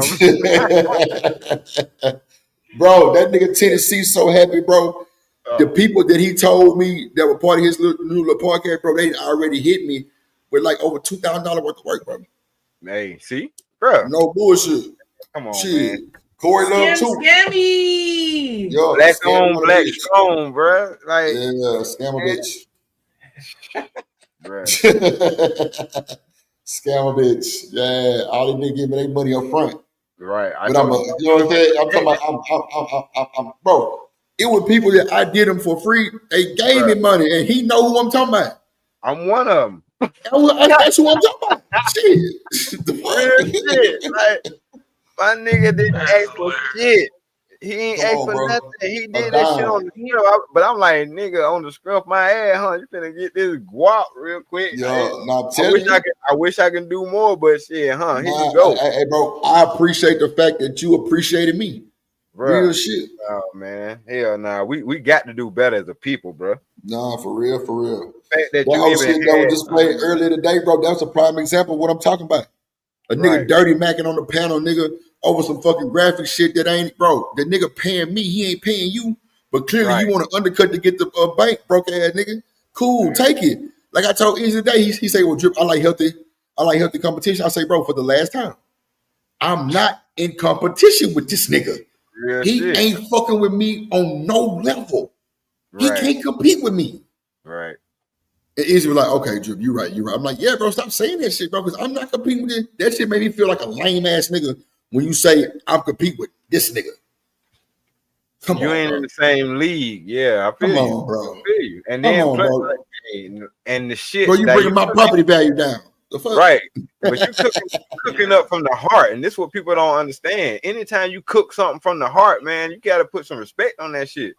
Come on, man. That's why that money flew out my pocket. What the fuck? Like, Come on, I ain't man. man, this man was working on this shit, and I ain't had no clue. Come on, man. So, man, Come on, nah. Corey Love so blown away. This nigga got people hitting me almost every day about shit. Nigga, get people trying to really get in the studio and sing for real. I'm like, damn. Nigga. Shit. All right. Bro, that damn gospel song that you did for Corey, bro, that shit make niggas hair raised on their arms, bro. No. Real shit. My bro, no bullshit, D-Rock. My shit raised every time. And see, bro, this is the thing. Like I told you, if you listen to that bullshit song that nigga did for Izzy, that's not his lyrics. That's that inspiration button he hit that made AI generate them lyrics. But look at my song, nigga. It's straight talking points of Easy, dope conversation. Who Easy bands, big bands, nigga. Support the show, support the stream. Now I mean, that's easy. Right. Not no. My life is going away. No, nigga. What the fuck are we doing? Right. You like I said, you put heart and soul into that. That's that man brand. Come on, man. Thank you, bro. Thank you. Imprinted his brand into, you know what I'm saying, bro. And that's so watch this. D-Rock, I'm glad you said that, brother. And I'm gonna cut you off, right? Watch this. No, you said that's that nigga brand, right? So if y'all ever been to that other nigga stream, Santa Claus stream, and hear him say, break bread or fake dead, that's not Izzy's words. But that's what's on that song, though. Right. His little old player song that he did, that little Cash App song. That's all you hear is break bread or fake dead. That's not Izzy. Izzy ain't jamming no California ass DJ Quick music. Come on, bro. He New York, Brownsville. He like that type of shit, bro. He like what's up, nigga? DMA, all that New York shit, bro. Right. Pay attention, nigga. Pay attention, bro. Right. Just because you tried to undercut me, your funk ass got embarrassed. That's good for you, bitch. Now, eat on that. That's good for you, nigga, trying to play with me. Nigga, I ain't done none of that. I ain't done none of that to you, nigga. Come on, bro. Stop playing. Nigga gonna tell me, D-Rock, I stole a song that he did on AI, and I'm the reason why the song was even made. But I stole the song. Oh, my fucking goodness, bro. Oh, my fucking goodness. I went in this nigga chat and called a bitch a pay pig, and this nigga did a song on it, but I stole his song. Bro, get the fuck out of here. That's wild. That's why I don't even like dealing with these suckers and like arguing with these niggas, because it ain't gonna make no sense to me, no way. That's why I told Izzy that day that he was going live. He drip. Go ahead, McCoy, my bad. Oh no. I was just gonna say, like, sitting here arguing with these people, it's not gonna get anything accomplished, you know. No, hell no. Bunch of bullshit. And then, bro, I can see if it was 30 or 40,000, bro, it's a little chump change, bro. You trying to undercut that. That's how you. That's why niggas can't work together, bro. Right there. I wouldn't get that hoe a dime. I would piss on him if the bitch was on fire.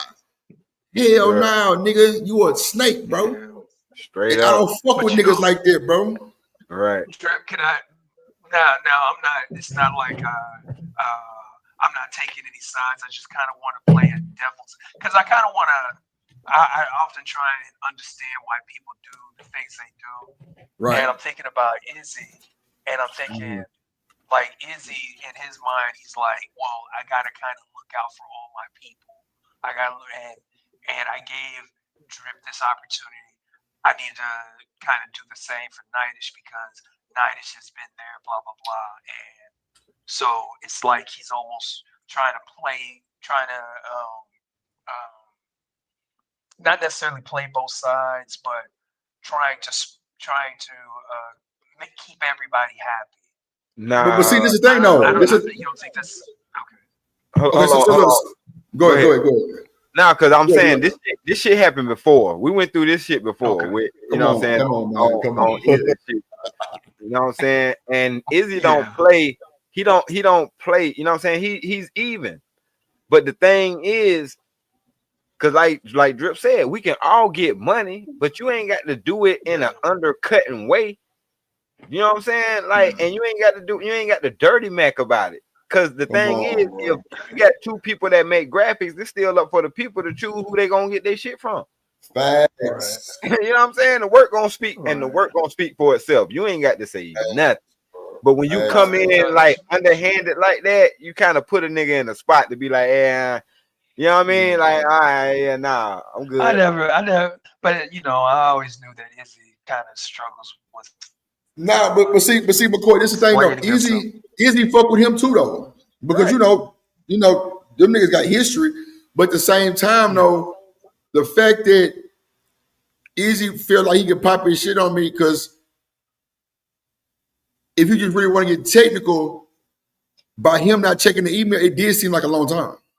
Yeah, because I'm the one said, why is it so hard for me to get product to you? I'm the one started that shit up in the chat.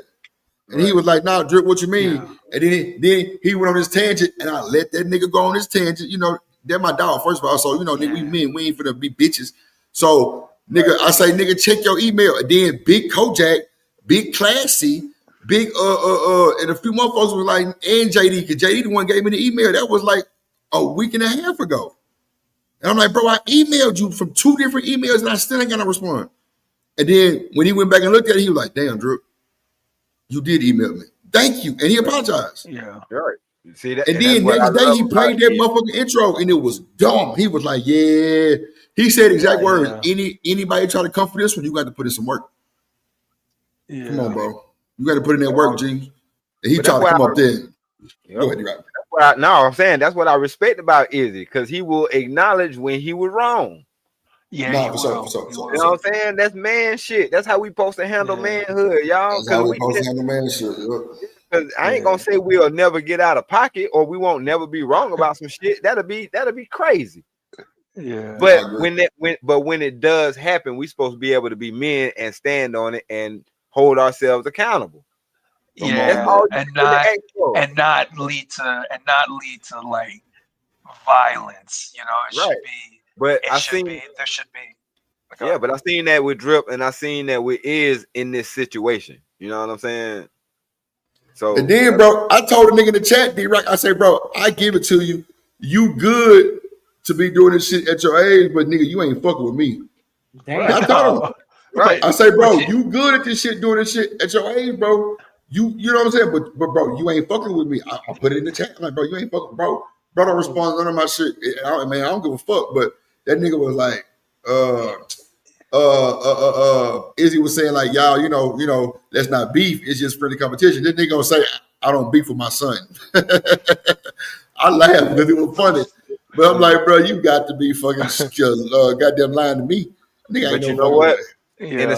In a situation like that, and this is why we have to have these This is why we have to have these conversations. In a situation like that, for the older fellas, just because the young dude is better at something, you ain't got to get in your feelings. Your best bet is to be like, you know what, you got that young blood. Now let's talk behind the scenes, and so you can show me what, you know what I'm saying, some of that shit you got going on. You know what I'm saying? You probably would. I'm saying, but you have to. I know, but this the thing. We having these conversations, and this is how you set the standard. and this is how you set the code. You know what I'm saying? Like, we got to be men about this shit at the end of the day, y'all. But you know what though, D-Rock? He tried to pretty much revive himself because he seen all them fires in the chat. And they were like, damn, that's Drip. Yeah, the nigga felt sloppy boppy. Like, and then one nigga asked Izzy, he was like, oh, you know what I'm saying? You know, that's old boy shit. He was like, no, that's Drip. It was laughing. I'm like, yeah, it hit different. But I didn't do you like that. I didn't come up there and say, oh, this nigga, ooh, up the bam and all this other shit. No, nigga, I let you play yourself. I brought the rope to Izzy show. And you hung yourself. Stupid ass nigga. Yeah. But you know what though? They show us this shit every time they have an award show. Mm-hmm. They have an older person or a senior person in the field, whether it's a singer, rapper, whatever the case may be. They pass the torch down. They're able to bow out gracefully. And that's what I'm telling old niggas. Instead of getting mad at the young nigga, bow out gracefully. You know what I'm saying? Like, bruh, you ain't losing shit. Nah, for real. That's what I'm saying, bro. I ain't do none of that whole ass shit. But that's why I was just like, bro, this shit wild, bro, because, like, my nigga, you really tried to undercut. Like, bro, they just showed it in real time, bro. Bro, people all over the world seeing that shit, bro. You tried to undercut me, bro, and got your bitch ass embarrassed, nigga. Nigga, matter of fact, nigga, go sit in the corner, nigga. You in timeout, nigga. Fuck wrong with you. Yeah, what happened to that? What happened to that? Nigga, Drip happened, nigga. That's what happened. What was you talking about? Yeah. This nigga here, come on, bro. Chill, bro. I ain't do all that with you, bro. You gonna get up there and get your ass embarrassed. Nigga, everybody in the chat like, nah, that ain't it. Kojak was like, nah, Knicks. I'm like, Lord Jesus. I'm telling you, bro. Kojak could turn into Sandman on your ass. You better quit playing. Come on, bro. And then nigga Kojak not gonna vouch for everybody. No. Come on, man. Even if he fuck with you, if it's fucked up, it's fucked up. And that's why fucked up, bro. Everybody was just blown away, bro. Bro, it's so many people speaking to me now. Just, oh my God, Drip, like that's nice, that's amazing, that's fire. They like, damn, I ain't know you doing like that. Come on, bro. Hood served in my email now. Me and that nigga JD working. Come on, bro. Like, it's a lot of shit going on. Like, my nigga, I'm building shit with Corey, nigga, for the gospel channel. Like, telling you, bro. I'm a jack of all trades when it comes to that music, bro. I'm real diverse, bro. Like nigga, I'll make a pop beat. Like, nigga, Miss Joy intro, nigga, that's like a pop style beat. Nigga, that ain't really no rap beat. You know what I'm saying? like a 90s pop type shit. Man, you show so much versatility. And Shanika highlighted it when she played all you know what I'm saying, back to back on yesterday. Oh, D-Rock. Oh, she was flexing. She was flexing yesterday. I was up here smiling like a motherfucker, like, yep, I'm telling you. But brother, you know what I'm saying? I ain't D-Riding by a long shot, but I fuck No, for sure. You know what I'm saying? Because I'm a critic. I used to do No, for sure. No. Well, I already know, D-Rock. I already know. Right, so yeah, I'm a super critic if some shit garbage, nigga. That shit garbage, even if I made it. Come on. Yeah, say, bro. That's why I say, D-Rock. So I'm a critic too, and I have an ear for music and all that shit too. So that's why I'm like, nah, we gotta show that respect because everybody ain't out here doing that shit on the same level. I'm sorry. Okay. And it's niggas out here charging top-notch, quote-unquote, professional prices and ain't even doing no shit like that. Like, how you charge somebody that much motherfucking money? When I tell you I want to go with Miss Joy and whoop a nigga ass, bro. Like, come on, man. Y'all tweaking. Shanika, on the low, this nigga making $10,000 beats. Like, on the low. No, for I ain't calling. And that's why I'm like, and you know what? I'm like, nigga, that's why you better have that Drip on the beat playing all through that shit. That's what the fuck I'm talking about. Like, bro, I see you. You know what I'm saying? Bro, like, ask that nigga Roy Mack if I charge him anything. I was trying to give it to him. You think I got bullshitting you, right? I was trying to get a nigga beats. Come on. You think I gotta ask Ron Mack that? Ron Mack would have come on, man. Yep. You know what I'm saying? Like, man, come on, man. Oh, that just reminded me, Drip. What? I had a conversation with one of my homegirls from high school, and she do music, she do gospel rap, and she also like in the community real heavy. So she an activist, all that good shit. or whatever. And I was telling her like, yo, we need to interview you, because I was talking about the community shit or whatever, because she was talking about some shit with my boys or whatever, because she just randomly called me today. And I'm like, damn, you would call me. And she was, we was talking about, the shit or whatever for the youth. And I'm like, damn, if that wasn't God right there, because I was just talking about, what I'm saying, wanting to do more shit with my boys. And then here you go calling me out the blue. But anyway, she's doing an episode on Cadillac Chronicles. If you've ever seen them on YouTube. Hell yeah, I've seen that shit. That boy riding around in the Cadillac.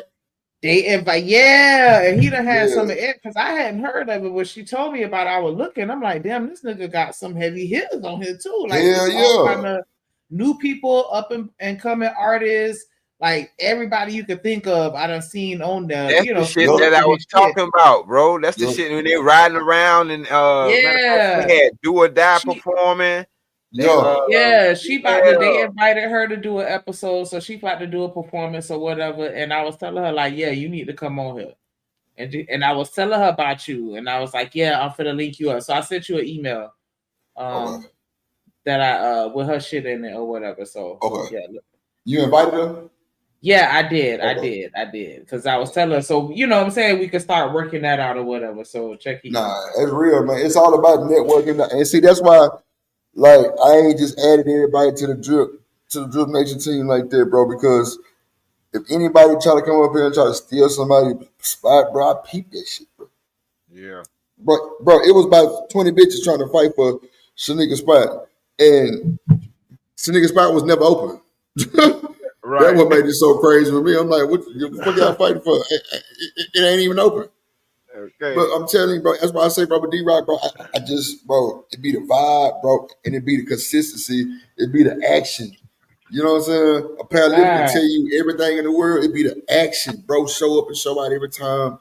I done left for 15 minutes, he came back, it was controlled, all kind of shit like that right there. Shit, I be wanting to see, like, I know my nigga hold down, but it just now it's time to grow where everybody can get monetized, we can eat. You know what I'm saying? So I'm talking about even that nigga D-Rock not here, I'ma still send it to his goddamn channel. Let's get it. I did that shit today. I literally just cranked up like, fuck it, I'm finna go live. Like, and that's what I said. I ain't say nothing to nobody. I just hit the button. And then like 2 minutes later, that nigga was up here. Like that part. Like not for real. I respect it. I like that. Hold on, we live? Hold on. Okay, let's go. Yeah. Hey, I've been tuning into y'all this past week, and I've been seeing Jay Prince all over the place. Yeah, Jay Prince crazy. Yeah, I know. So I was like, shit, I'm off today. But nah, bro, like McCoy, like I appreciate you tuning in because it seemed like bro, I ain't gonna lie, bro, we really was rebuilding because a whole bunch of shit jumped off, a whole bunch of rumors and mess shit jumped off. There was a bunch of lies, and we proved it. But it was just the fact that it had already did damage to the point where, bro, I wouldn't get over 10 people watching for about 3 weeks. Not even 10 people watching. Because everybody with the bullshit. And me, I was calm as cool. Nigga, I'm talking about calm, cool, collective. I ain't crash out. I didn't go spaz out, none of that shit. Nigga, I'm like, watch. They gonna realize what's going on. They gonna come back. And why I tell you, they are, look, nigga, we got new people. Yeah. That I'm fucking with, bro. Like you. Like Hood and them, all them new over here. Yeah. You know what I'm saying? And I followed, like all them new over here. Yeah. Yeah, I followed you over here. I only know you because of Hood, but that's what I'm saying. Yeah, before Hood, there was other stuff. So yeah. Right. So what was it that brought you to the internet or whatever? Not the internet, but to like the YouTube. Honestly, bro, I watch, bro. I'm like an artist / producer engineer, right? So like I'm like a jack of trade, right? So I'm doing hip hop. I'm doing pre-recorded videos on like Say Cheese TV, where these artists talking about their shit. I'm doing shit on J-Mane from Chicago. I'm doing shit on all that Chicago shit. You know what I'm saying? All that shit that was going on. You know what I'm saying? All that shit. I'm doing goddamn DJ Academics. Like I'm doing 85 South Show. Like all my pre-recorders is that shit, not no dick and pussy. So, bro, I wasn't even doing panels. I was doing pre-recorded videos only. And, bro, I seen the nigga on the internet and some goddamn he drew me to him and then shit. I hopped on his panel. The algorithm. Yeah, and bro, I ain't gonna lie. Took you one place. And, yeah, bro, and bro, when I did that and seeing the structure and seeing how it was Munyon and seeing how it was really good. Like, you know what I'm saying? Like, it was live. Yeah. That nigga inspired me to do this shit because, bro, I was still putting out pre-recorded videos.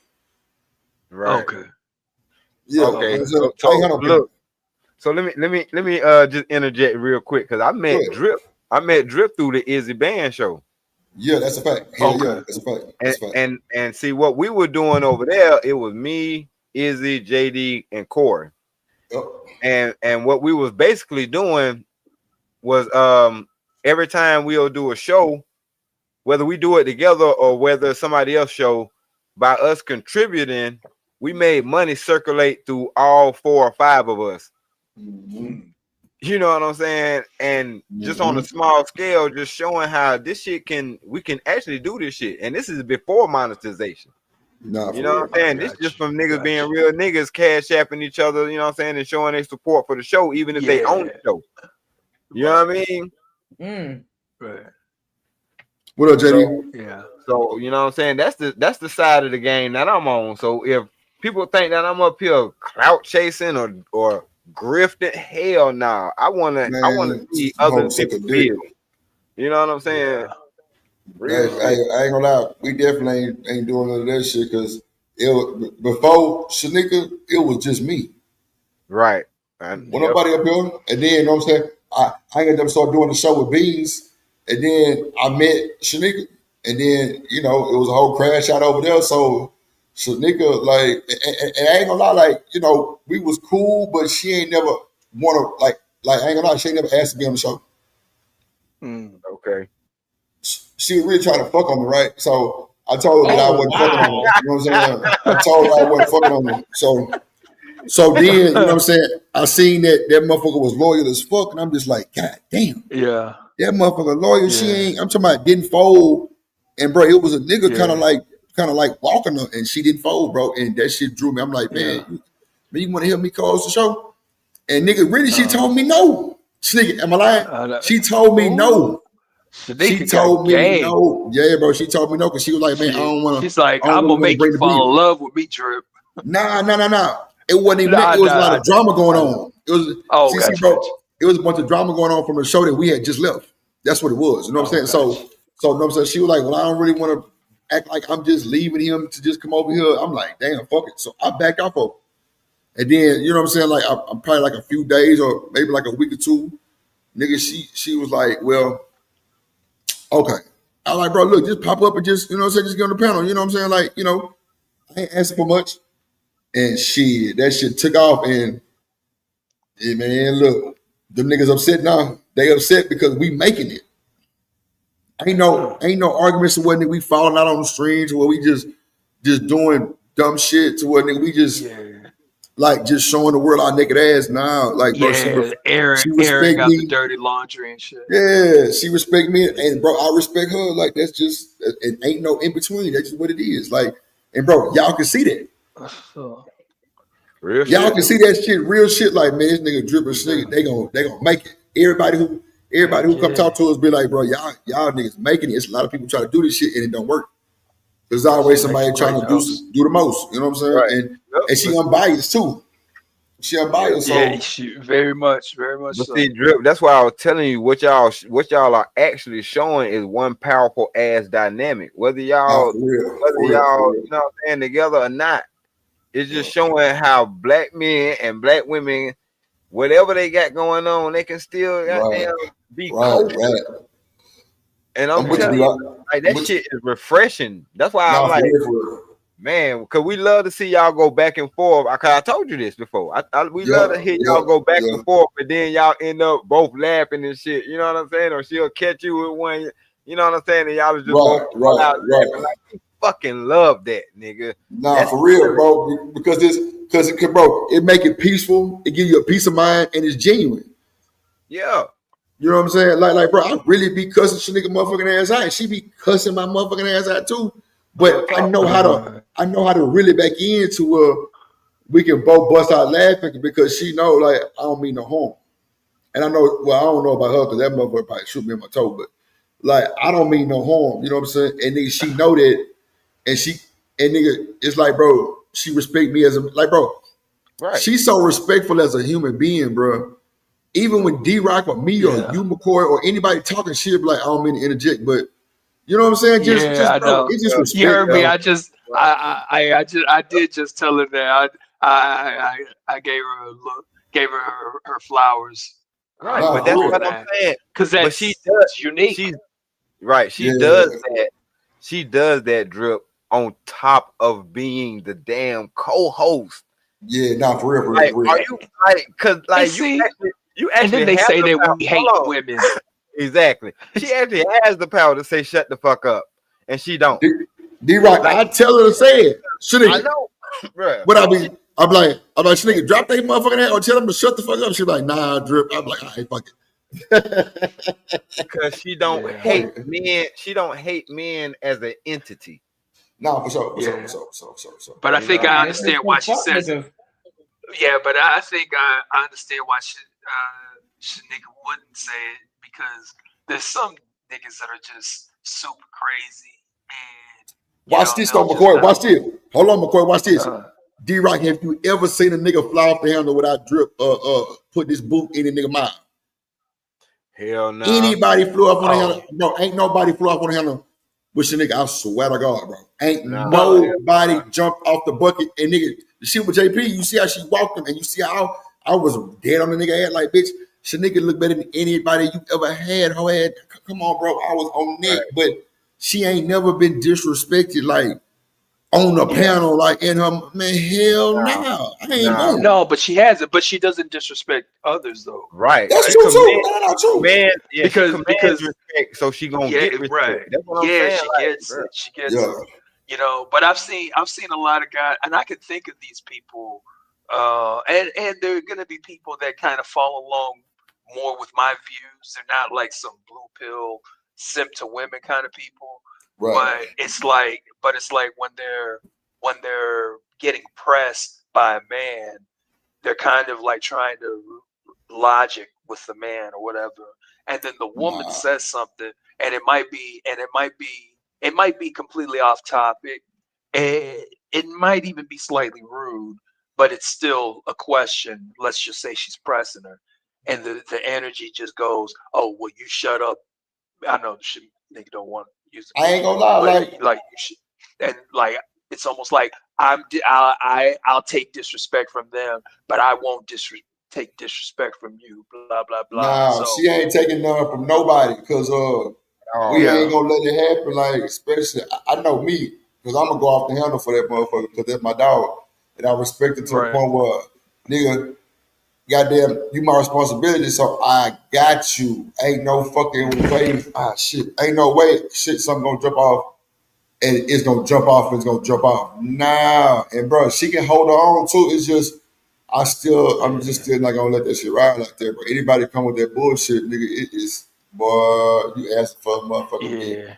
Some old crazy shit to jump off. I ain't gonna hold it, but I think at the end of the day, like, but you know, McCoy, she's so cool, calm, collective. The energy she give, niggas don't, bro, they ain't gotta come in like that. That's what I'm telling you. I already know. She commands respect, so she gets it. Like, I know y'all hear me going off on some of these folks. I can't help it. I'm sorry. No, for sure. But it's like, hold on, when you come up here talking about basically like forget niggas, and like we ain't even talking about that shit. Of course, I can't help it. No, hell nah, that ain't the conversation we having today. Not today. But at the same time, if you are respectful, you're gonna get respect. No, point blank, period. And that's me. I give respect. Like, I don't be on this whole cussing niggas ass out like that. Hell nah, I be chilling like, bro, y'all niggas let's just one mic, you know, I always let niggas get their shit off. Come on, bro. Everybody tell me I got the most patience on this motherfucker. Because Corey was like, nigga, I would have been cut the whole motherfucker stream, cuss niggas ass, I dropped them, all kind of shit. But I mean, I don't know, like, nigga, I be smoking that weed, I be chilling. Like, bro, I be late. Half the time I don't even be looking at the screen, I be doing something else in the back. Mm-hmm. You know what I'm saying? So multitasking, bro. Yeah, you know what I'm saying? So I guess that's my patience, because I'm doing some other shit and I'm really not like paying attention to the bullshit because like nigga like Rooster, My nigga, you gotta tell him to shut up 99 times. In an hour. That boy Roos. In an hour. In an hour, bro. That boy. When I hear Rooster speak, all I think is motherfucking movies like JD's Revenge and all that blaxploitation. Black season. This nigga crazy. He just reminds it more reminds me of blaxploitation flick. Yeah, Rooster crazy.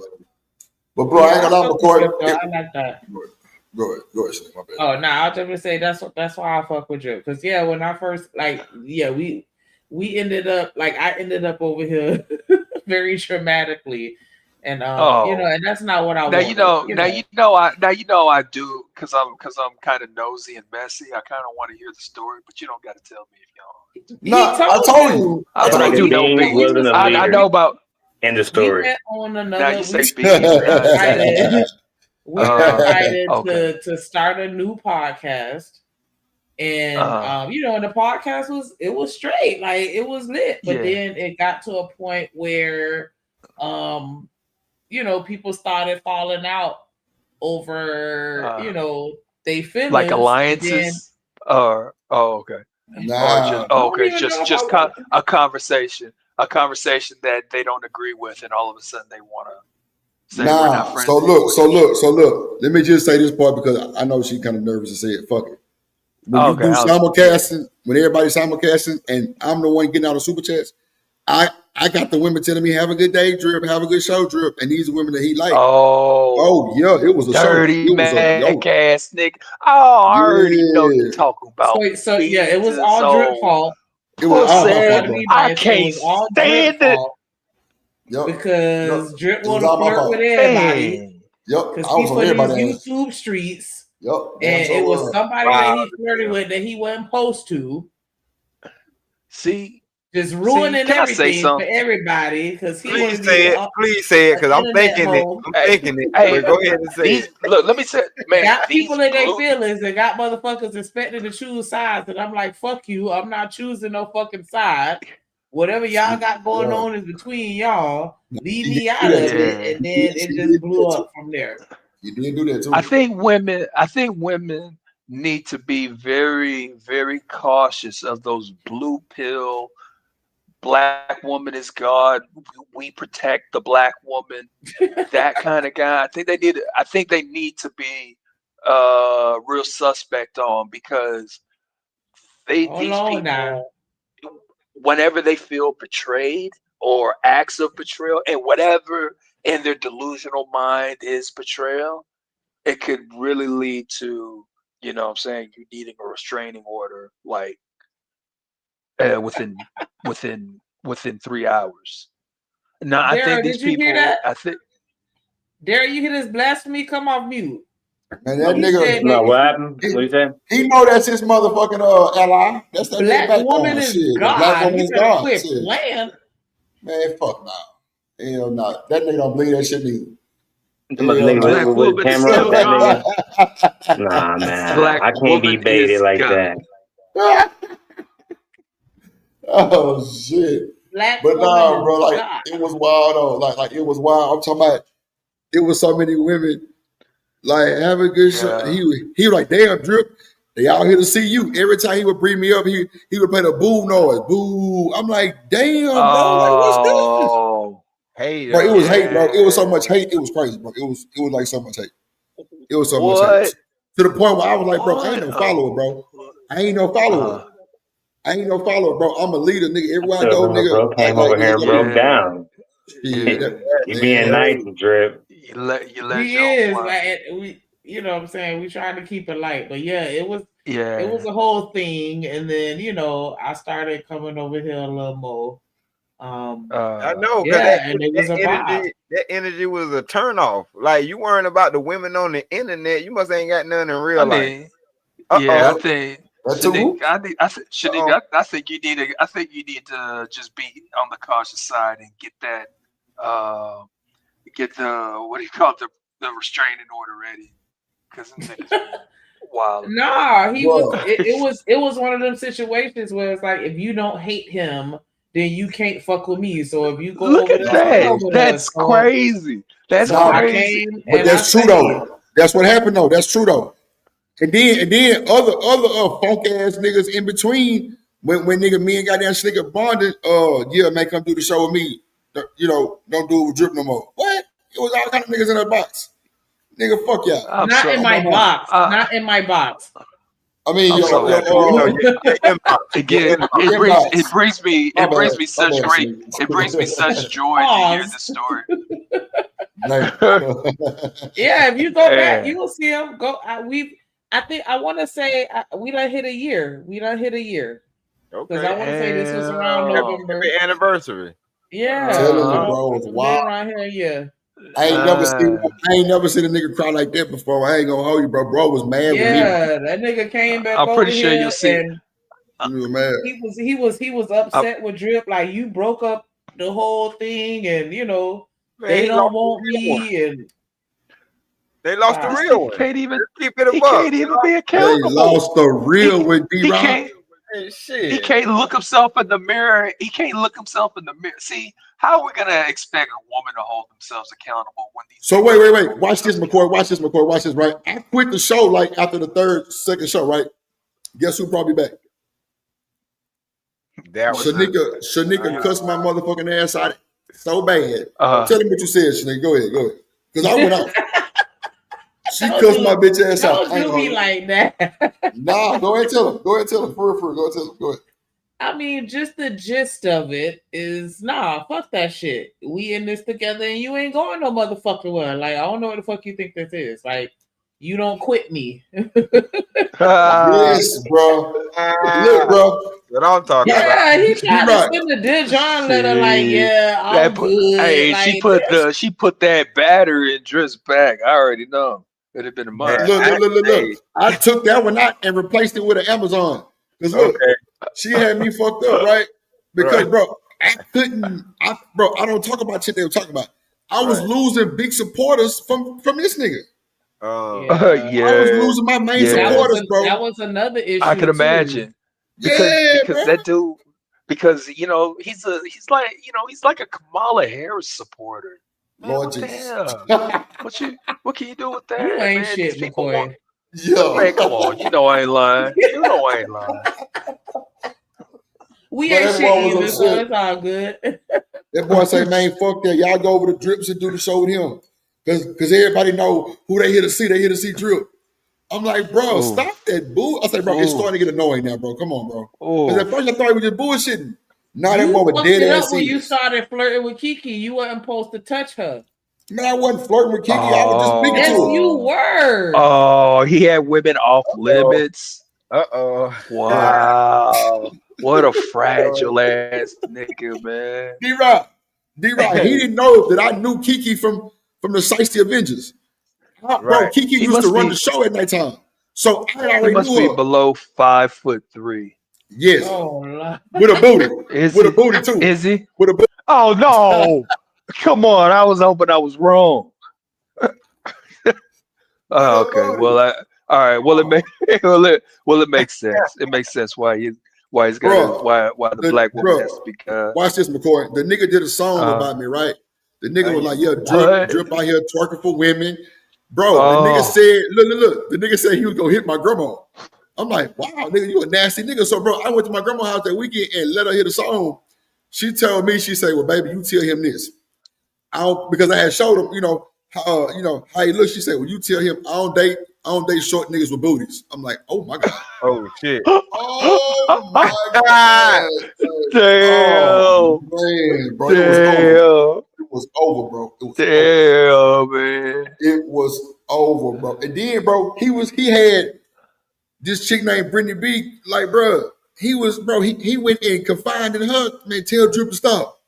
I'm like, bro, I didn't even know how to beef.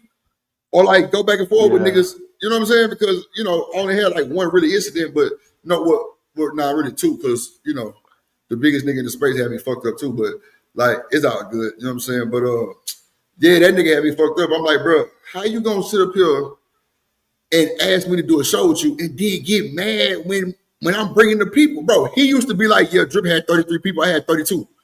I'm like, what? He was like, yeah, Drip, you had 17, I had 20. I'm like, wow, bro, like this is insane, bro. Score. Hey, bro, it was just sickening, bro. It was sickening, bro. I'm like, man, fuck this. I ain't got time. Yeah, man. So, bro, I stopped. Could you imagine what he's like in his real life? I don't know. He fucked up too. He fucked up, bro. He fucked up, crazy. bro. That's crazy. Then the nigga popped back in on my show and got them cried on my show. I'm like, oh shit. Dang. He cried on your shoulder. I'm dead ass. What a pussy. Bro, he boo-hooed like to where it was all over the internet. I'm like, bro, I didn't know what to do really cool because you spared him though. Because as soon as he started crying, you ended it. Yeah, bro. Like an emotional I dropped him. Man, Drip, real ass, but he's a real one. Bro, I dropped him because he was saying he was gonna delete himself. Oh, he was tripping. It was okay. Well, yeah, you got it. What? Yeah, well, okay. Bro, I dropped him. I spared him because I didn't want him to crash out on my show. That's a fact. Right. Now y'all got me feeling sorry for this guy. Yeah, I wasn't feeling shit. I was just being solid here, just like, nah, let me get this nigga by my phone. Yeah, I know, but he was content for the next week because everybody was clowning him for that shit. Yeah. Oh. Yeah, I remember that. I was here. Show. You know what I'm saying? Because, like I said, I met you a little bit before that on Is the Show. That nigga was upset. I'm talking about that nigga going around sitting there calling goddamn Shanika bitches and hoes, and she ain't real, putting on thumbnails and shit. Man, I'm telling you, bro, it was crazy. Wow. He was even being disrespectful in other people chat because he was over in Izzy chat talking shit in the super chat. You're out bitch and all this other shit. Like, damn, nigga. No, because he'll play cool and shit, you know what I'm saying, for a minute, for about an hour or so, and then he can get on some real life troll shit. I know who y'all talking about. I know exactly. I always knew these simps were dangerous. I always knew they were dangerous, but I never really had the data to confirm my bias. Man, bro, wow, bro, that shit was wild in a motherfucker, bro. I ain't never seen no shit like this before. I ain't never seen no shit like this before. Yeah, and I was new to YouTube, so I didn't know about any of this. And that was why I got invited to the podcast because he was like, I want to sprinkle in some people that's not from the space, some fresh meat. I guess that's all I was or whatever. I don't know. And so Drip was really his only competition because the rest of us didn't have channels. We was just, people that's normally in the comments. Gotcha. And he just didn't like it, man. Well, I mean, I don't know. I mean, I already told you what it was. He was flirting with black man problem. He was flirting back. Shit, Drip know how to hold his own in a conversation. Yeah, I was on my shit, boy. What you talking about? Man, and how does the song go? Players always get chose. Yeah, I'm talking about boy was trying his best to fuck over me, bro. He just couldn't win. But see that, like I said, but that's repellent. Women can smell that in the air. And I'm talking to the fellas that's listening or gonna be listening later. Women smell that hater shit in the air. Oh, if you got to do all that, you must ain't, got what it takes. Yeah. You know what I'm saying? That's why they lead with the money. I know. Look, I had side chicks come and tell me my homeboys was pushing up on them, and they side chicks. Yeah. They know they roll. Yeah. You know what I'm saying? Yeah, but I'm like, damn, partner, just because she my side chick, that don't mean, you know what I'm saying? She for the crew. Yeah. Like, you thought she wasn't gonna tell me? Like, come on, bruh. So yeah, it be little sneak shit like that going on, man. That's old shit. That's old news. But the woman shows you who she is and what she's made of by how she goes through that situation and how she handles herself during that situation. And like I said, it shows that she's a real one. You can't do nothing but salute that shit. You know what I'm saying? Because it ain't many. Well, let everybody else tell it. It ain't a whole lot of real ones around. So they can't find nobody to pick, right? They can't. I remember I was listening to Hood Conservative, and he was like, imagine being a woman and every man that's around you is is worthless, or he said some shit, and I was just like, damn, that kind of sucks. Like if there's like literally no reliable man that you can depend on. Mm-hmm. Terrible. But then too, that's the power of women. That's the power that women hold. If they can believe in they do enough to where he believes in his damn self, because he's like, damn, believe in me. No, they can't. They do have that power, especially when they know that happened. That happened to me. I'm like, this beautiful motherfucking intelligent woman believe in me. Like, all right, I'm gonna see what this shit about. I'm gonna listen to her. I'm gonna see where this shit go. Cause she right. They can only say no. They can only say yeah or no. You know what I'm saying? And it ended up being yeah. And I ended up, you know what I'm saying, doing my thing. So I had to look back and like, yeah, I see what they mean by behind every great man there's a great woman. Cause Shawty believed in me. You know what I mean? Lit that fire under my ass. Like, nah, you trust me, you good, you doing what you're doing, but if you take this path right here, it'll be a little bit easier on you. And I know you can do it. That's all she said. I know you can do it. I was like, damn, that's what's up. Okay. You know what I'm saying? Believing in the motherfucker. That's all it took. I finally had somebody that believed in me. I was like, shit. Sky's the limit, nigga. For real. Yeah, no, I already know. So I ain't never beating up on women or nothing like that. I don't believe in that gender war bullshit. I just feel like we need to get our shit together, but don't be complaining about the choices you made because you chose that shit. If you ain't, I do. Go ahead, bro. I do think the gender war is like it's a lie. I think it's lost steam, but I kind of believe that there's money in it. Like there are people that will pay for certain groups to continue this divide and continue to keep people kind of like indoctrinated in their own little circle. Yeah, but my algorithm is telling me that it's something different on the horizon. Like on quiet as kept over the last 6 months, we had millions of people who they lose their jobs. We did millions. Like these companies not just lose not just lose their jobs, getting replaced. Like those, they're literally training the replacements that are going to be working for like 25,000 less. Yeah. So I'm saying like this thing here then really like caused the tidal wave of poverty. You know what I'm saying? Or not so much as poverty, but the mindset that we shouldn't be out here doing this by ourselves because the rug can get pulled up on us at any time. Yeah. But I still do believe that there's one thing we do know, there's more women than there are men. And so that means that it ain't that much more, bro. We looked at those numbers. Not that much more? Oh, really? I'm talking about. They used to outnumber us by 2 million. They outnumber us probably by 5,000 or some shit. Oh, really? Like that. Okay. Yes. Oh, okay. Dang, I thought the gap was like much deeper. No, it was like I said, it was 2 million or so. You know what I'm saying? But now it's like a few thousand. Like real talk, bro. I'm not even playing. Okay. Yeah, I feel like I gotta look that up too because I thought it was 1.6 million. At one time, look it up now. Yeah.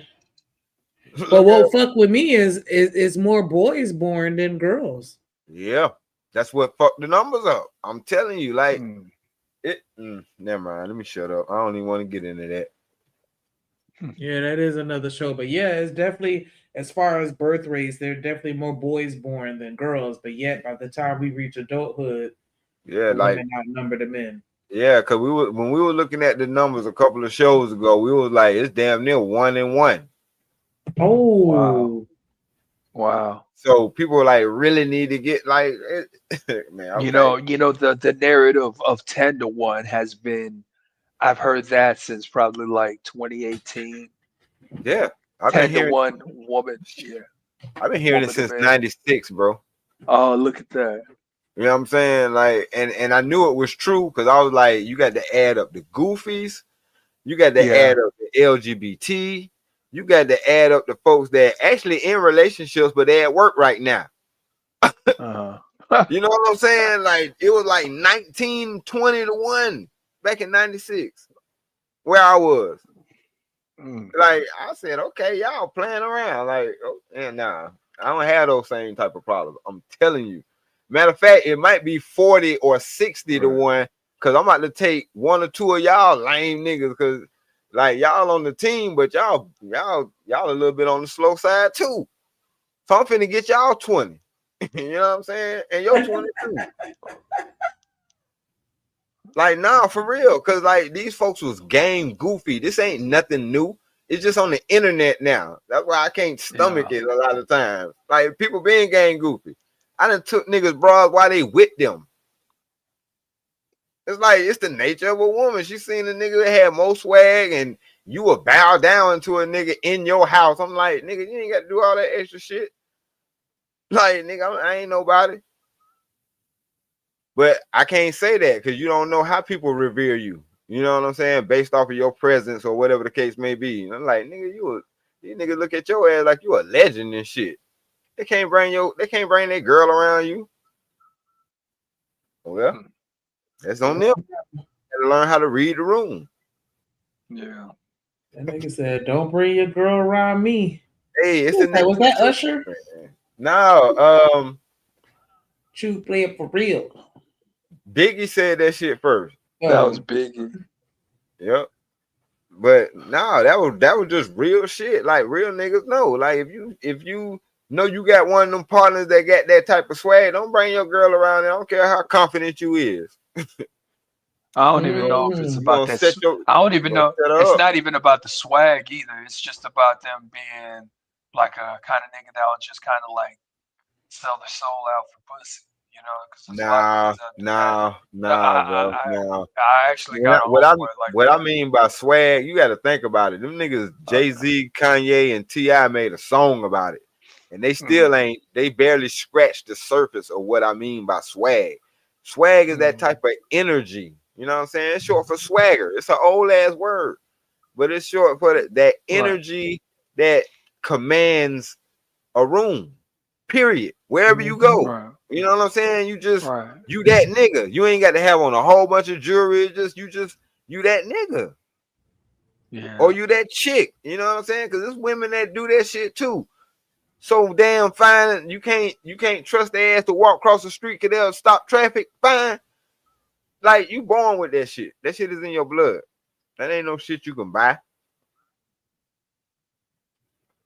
But if you real and honest with yourself, you know when you're in the same room as that nigga who has that shit that's more than you. Because you might have it, but you got to understand and realize and have a damn radar to be able to take when it's a nigga in the room that with more of that shit than you. Yeah.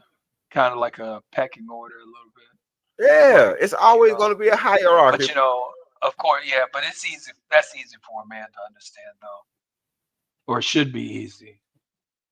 But look, this the thing though. But still, no matter where you rank at in that hierarchy, if you have a woman and she really for you, she don't give a damn what your rank is in that hierarchy. She's the wife of she's your wife. Yeah, I know. As far as she's concerned, you know, you're the highest ranking official. Right.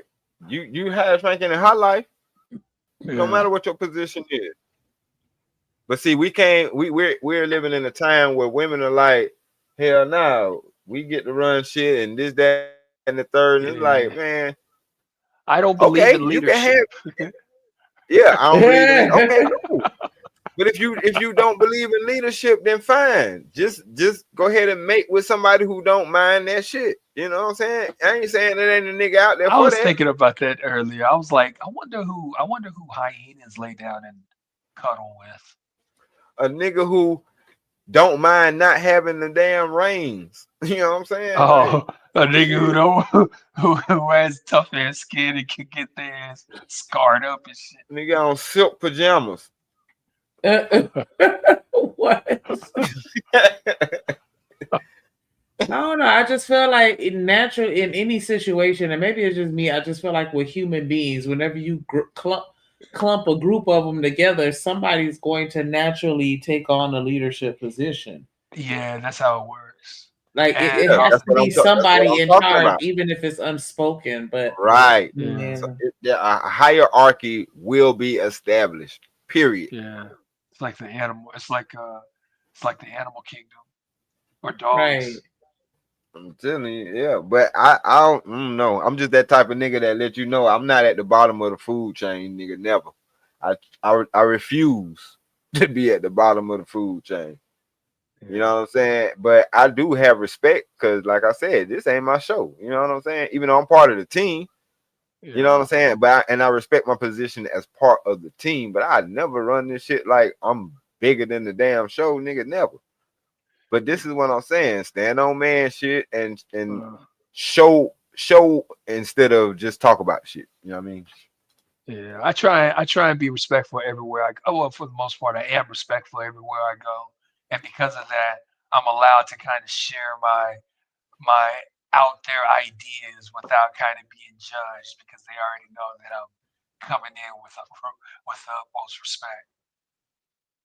So it's like and that's why I gravitated towards jumping his platform because he is, real heavy on that respect, and I like that about him. Like, you know what I'm saying? Like, nobody, we've had some people come on here and say some outlandish ass shit. Like, because even somebody like JP come over here and still have a voice and be able to like. And it's like, nah, we listen and we don't judge. We finna sit here and mind this shit out. And if I disagree, I'm still finna tell you, like, nah, I ain't with that shit, and I wouldn't encourage anybody else to do it. But I guess I can understand where you're coming from, or you know what I'm saying, like just offering that respect because everybody not gonna see everything the same, right? And that's fine. Like I'm not gonna sit here and try and change your mind because you damn sure ain't gonna change mine. But we could talk about it so that we can really, because that's how you know when you really standing on some shit by minding it out. Because you should be able to defend your point regardless of what they say if you really feel how you feel. Bingo. Or at least know what you're talking about, because that's what it's going to also expose if you don't know what the fuck you're talking about. Okay. You can't substantiate your that's point. the most important thing. That's the most important thing. You just have to know what you're talking about. And if you don't know, it's good to say, honestly, I don't know. Yeah. Right, but that's the reason why we have those conversations. Because you know what I'm saying, so that we can not for a gotcha moment, but either to expose that you don't know what you're talking about, or maybe to learn something. You never know, but that's why we talk, and that's why I like it over here. Like, nah, we gonna hash that shit the fuck out for sure. Right. Yep, the best of our ability. You know what I'm saying, and that's what that's the only way you find a common ground. We might see this shit different, but let's find out where do we agree. Right. And then work our way out. You know what I'm saying, from that. But I gotta say, if there's no common ground there, then you really gotta cut them off. You really gotta kind of X them out of the life. Because, I kind of think that that's the natural, that's like the end state of dialogue, is to have a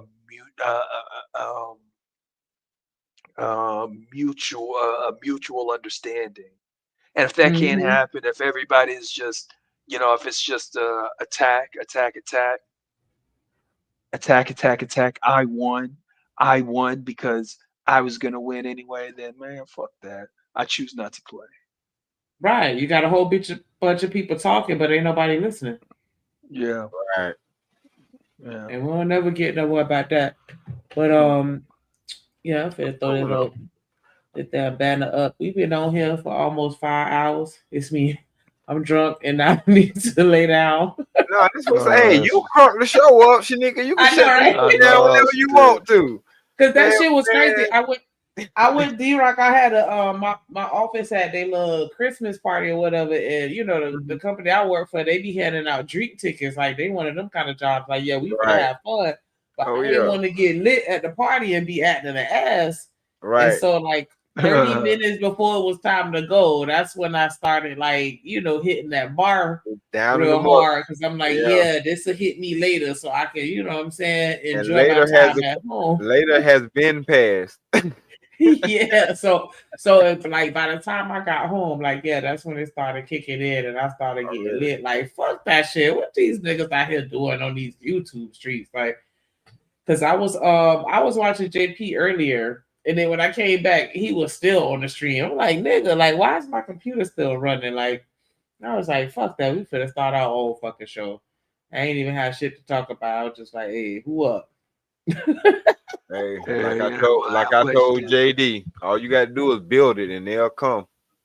Yeah, Right. hey, who up? Come Right, on, yeah. let's chop it up and have a good time. And that's exactly what I did. So I definitely appreciate everybody that came and pulled up and rocked out with your girl.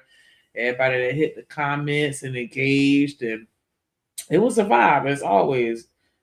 It was always a vibe. But yeah, if y'all got some final thoughts, I thought that this was a really dope conversation, though. Like, low key, even though it started out possibly a little racially charged. Yeah. We did. But we need that though. We need that shit, man. We gotta talk about this shit more because it's like because I got some videos. Go ahead. Can I give a shout? This could be my closing thoughts, but shout out to D-Rock because next time I talk with people about this racial conversation, and they tell me about the thing that the white person be racist. that the white but they tell me about the thing that the racist thing that the white person did to the black person. I'm gonna ask them, are you sure that wasn't just a good business move? Right. Hey man, hey, some stuff is just good business now. Hold on. That shit did catch everybody up. Like, damn, you kind of low key right though, when it just sounds fucked up like a motherfucker. Like shit. I'm just saying. Yeah, I know a good business move. And I was thinking to myself, damn, he right. For real, it ain't a show unless you get your something that you rent your shit out. Your room gonna have holes busted out and shit. That's gonna come out your pocket. Right. This ain't even gonna cover what y'all spent renting this, man. All right, I know next time. You call three black families not to have nowhere to stay next time they down this way. I know, man. Hey, we practicing. Hey, that's our power. That's our race plus power. Right. Our power not to rent out our nigga. That's our private property. Exactly. We have the right not to sell it to you. I fall hard for this white supremacist. Okay. Is it racist if I put whites only on my shit, on my rental? It's a black man doing it though. You know what I mean? It can't be racist. Right. You know what I mean? It can't be racist. The same you may own it. It might be your property and you own it, but still, the majority of blacks don't have the power. Therefore, it's not racist. I might could raise the price on it now. I can rent it out for I promise that's what I was thinking because I be thinking about niggas that be trapping like they love them for customers because I'm like, why are you charging them $100 for a 7? Like, what are we doing? Hey. But I call that good business. That ain't good business. That ain't good business. It depends on kind of is good business. They don't they don't know what the hell they're doing. The Indians gonna do you the same way. Damn right. That's why it's called Indian giving. But look, I know, but I'm talking about Red Dot Indian, not Feather. Oh yeah. But see, my thing is, you're right. That is good business because if they dumb enough, or I'm not gonna say dumb enough, if they not intelligent enough and they willingly give you that money for that amount, hey, it's a win-win. Yes, it is. Yes, it is. You just introduced them something that they never knew before. Right. That's all. Yeah, I introduced 3 of my friends from work. I'll never forget them, Sarah, and Tony. And I introduced him to my plug. He was like, "Thank you." And it was like after that, he showed me so much love. I bet he did, because you made him so much. That's how they are. For real, because I bought him 3, and they were like they were real heavy smokers. They were paying for him a lot, and he was taxing the fuck out their ass. I'm like, oh damn. Yeah. And they were paying for your stuff. That's right. Good business. I know how it good goes. business. Good business. I'm telling you. Hey kid. We might need to have to put a small hat on sneaker. Right. Come on, man. Should have brought me 3 more clients. This is the least I can do. I get to rob 4 people now instead of 3. Oh shit. Oh yeah. Huh, here you go. Yeah, the least I can do. That was funny though. Like, so you definitely use that. Cause like I told you, I be stealing from D-Rock all the time. Like I be taking all his little isms. Like right. Yeah, that was some good shit. Man.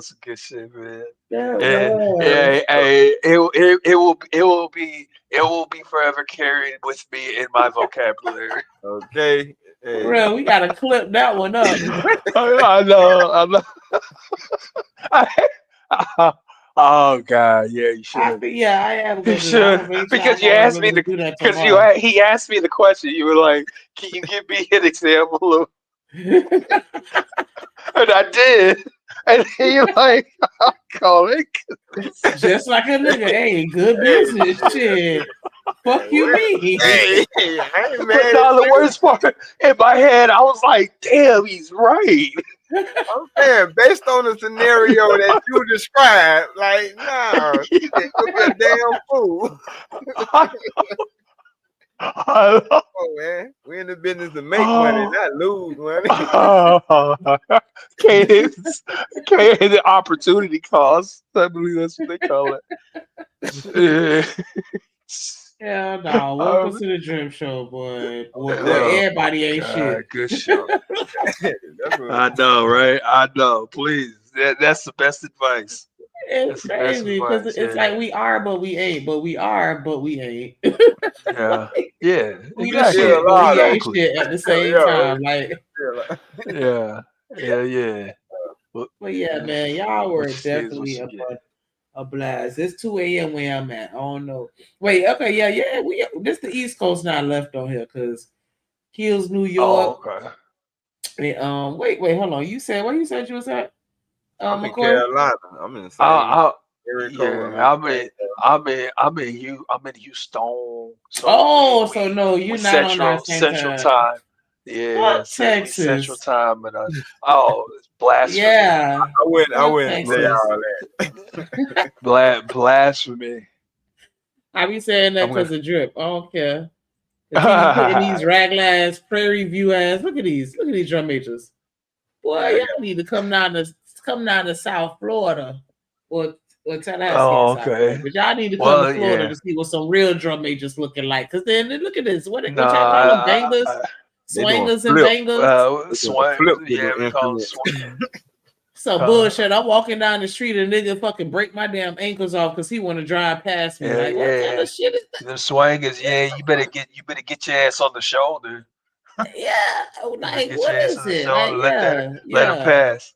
Yeah, all the Texas slander. I'm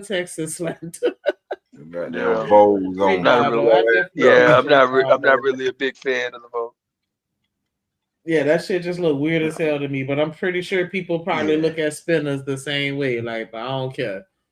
I take that any day. I take that anyway. I dig people's style. If that's your style, you have fun. When I see spinners, I just think of bell bottoms. You know, it's just such a thing from the past. Nah, but I mean, they black on. The Trail Spreewell, like. Right.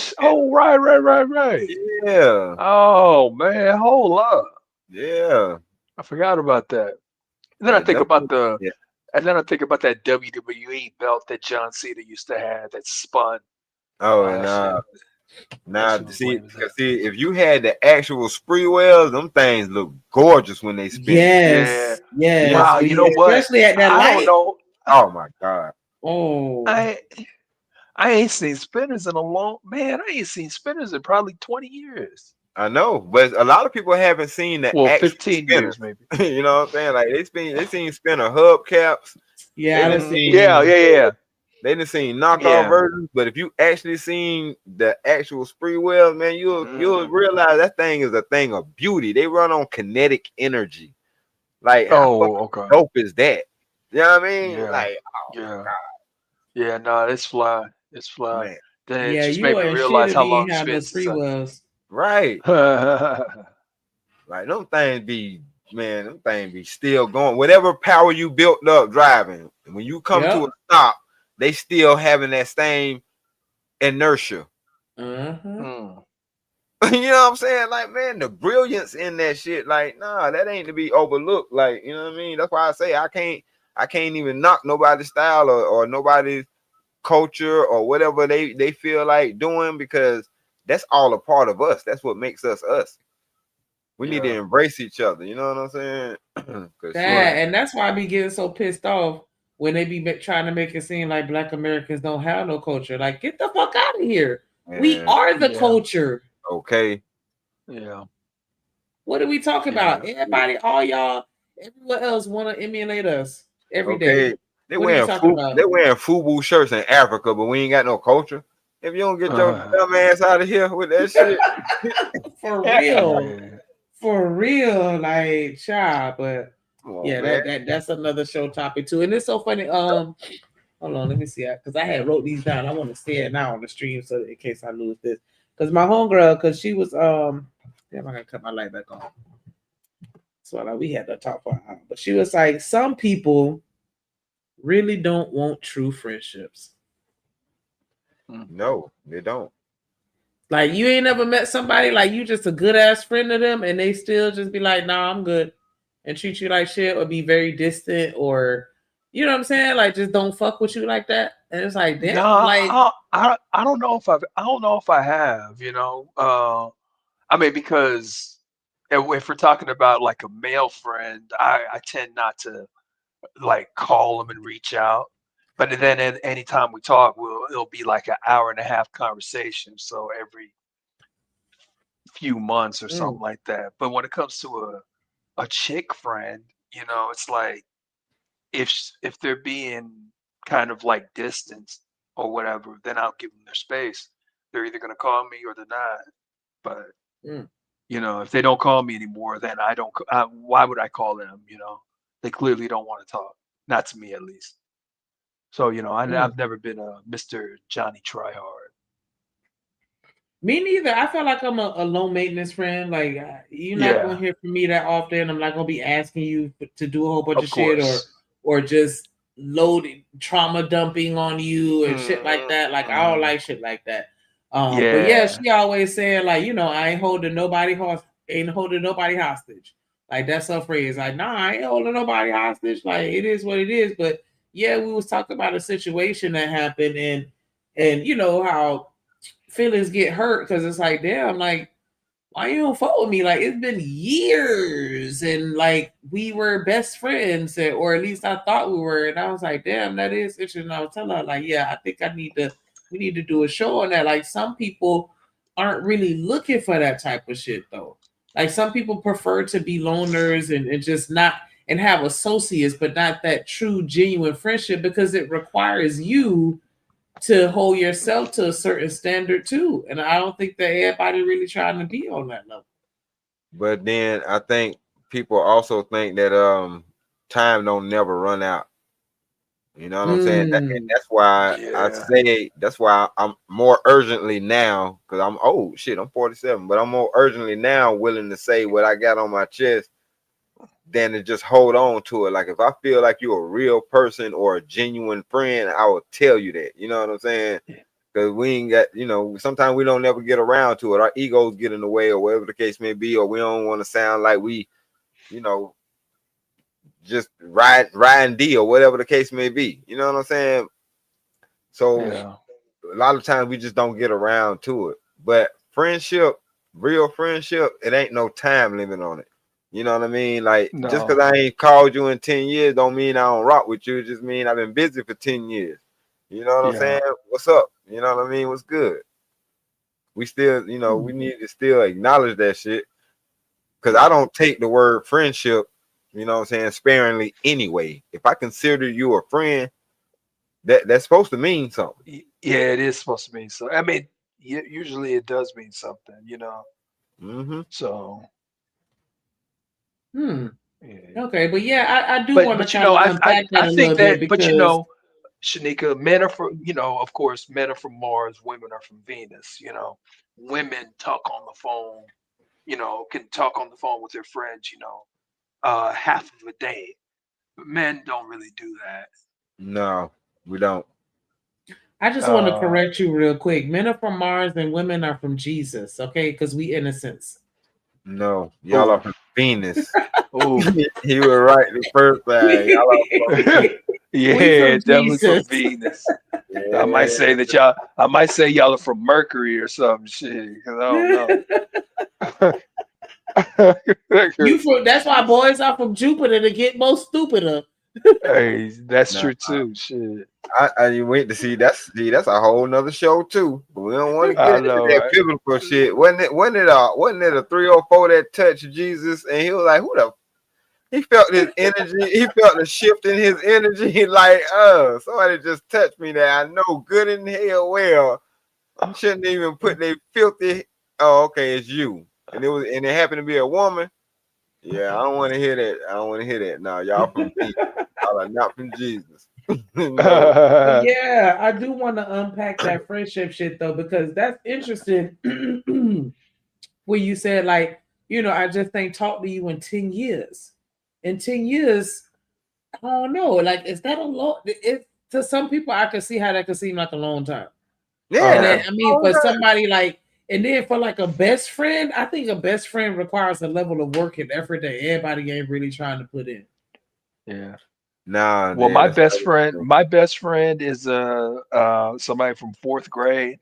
It's like when 4th, 5th, 6th grade, I would always say he's my best friend. At this age, he's still my best friend, and I hardly ever talk to him. Hardly ever. However, I follow him on Facebook. You know, he just recently got married. Yeah, he just recently got married. If I go to my hometown, or whatever, I'll stop by his house. I'll stop by his place, and we'll talk for like about 30-40 minutes before his kids come running out there wondering where daddy's at. But you know, just not much effort. And then in between all this, you know, he be having his own drama and stuff. I'm not gonna say he really trauma dumps on me, but he will kind of tell me about the drama when it's already passed and he's good. So it's like, and he's not gonna sit here and call me when he's got shit like that going on, because I might just tell him, nigga, I ain't trying to hear that shit. Damn. Yeah. Okay, so the women are the problem then. Like, we just have these issues with their friendship. Yes. And y'all don't. Yeah. But remember, women, y'all are, and y'all spend a lot more time engaging with each other, and then y'all compete with each other regularly.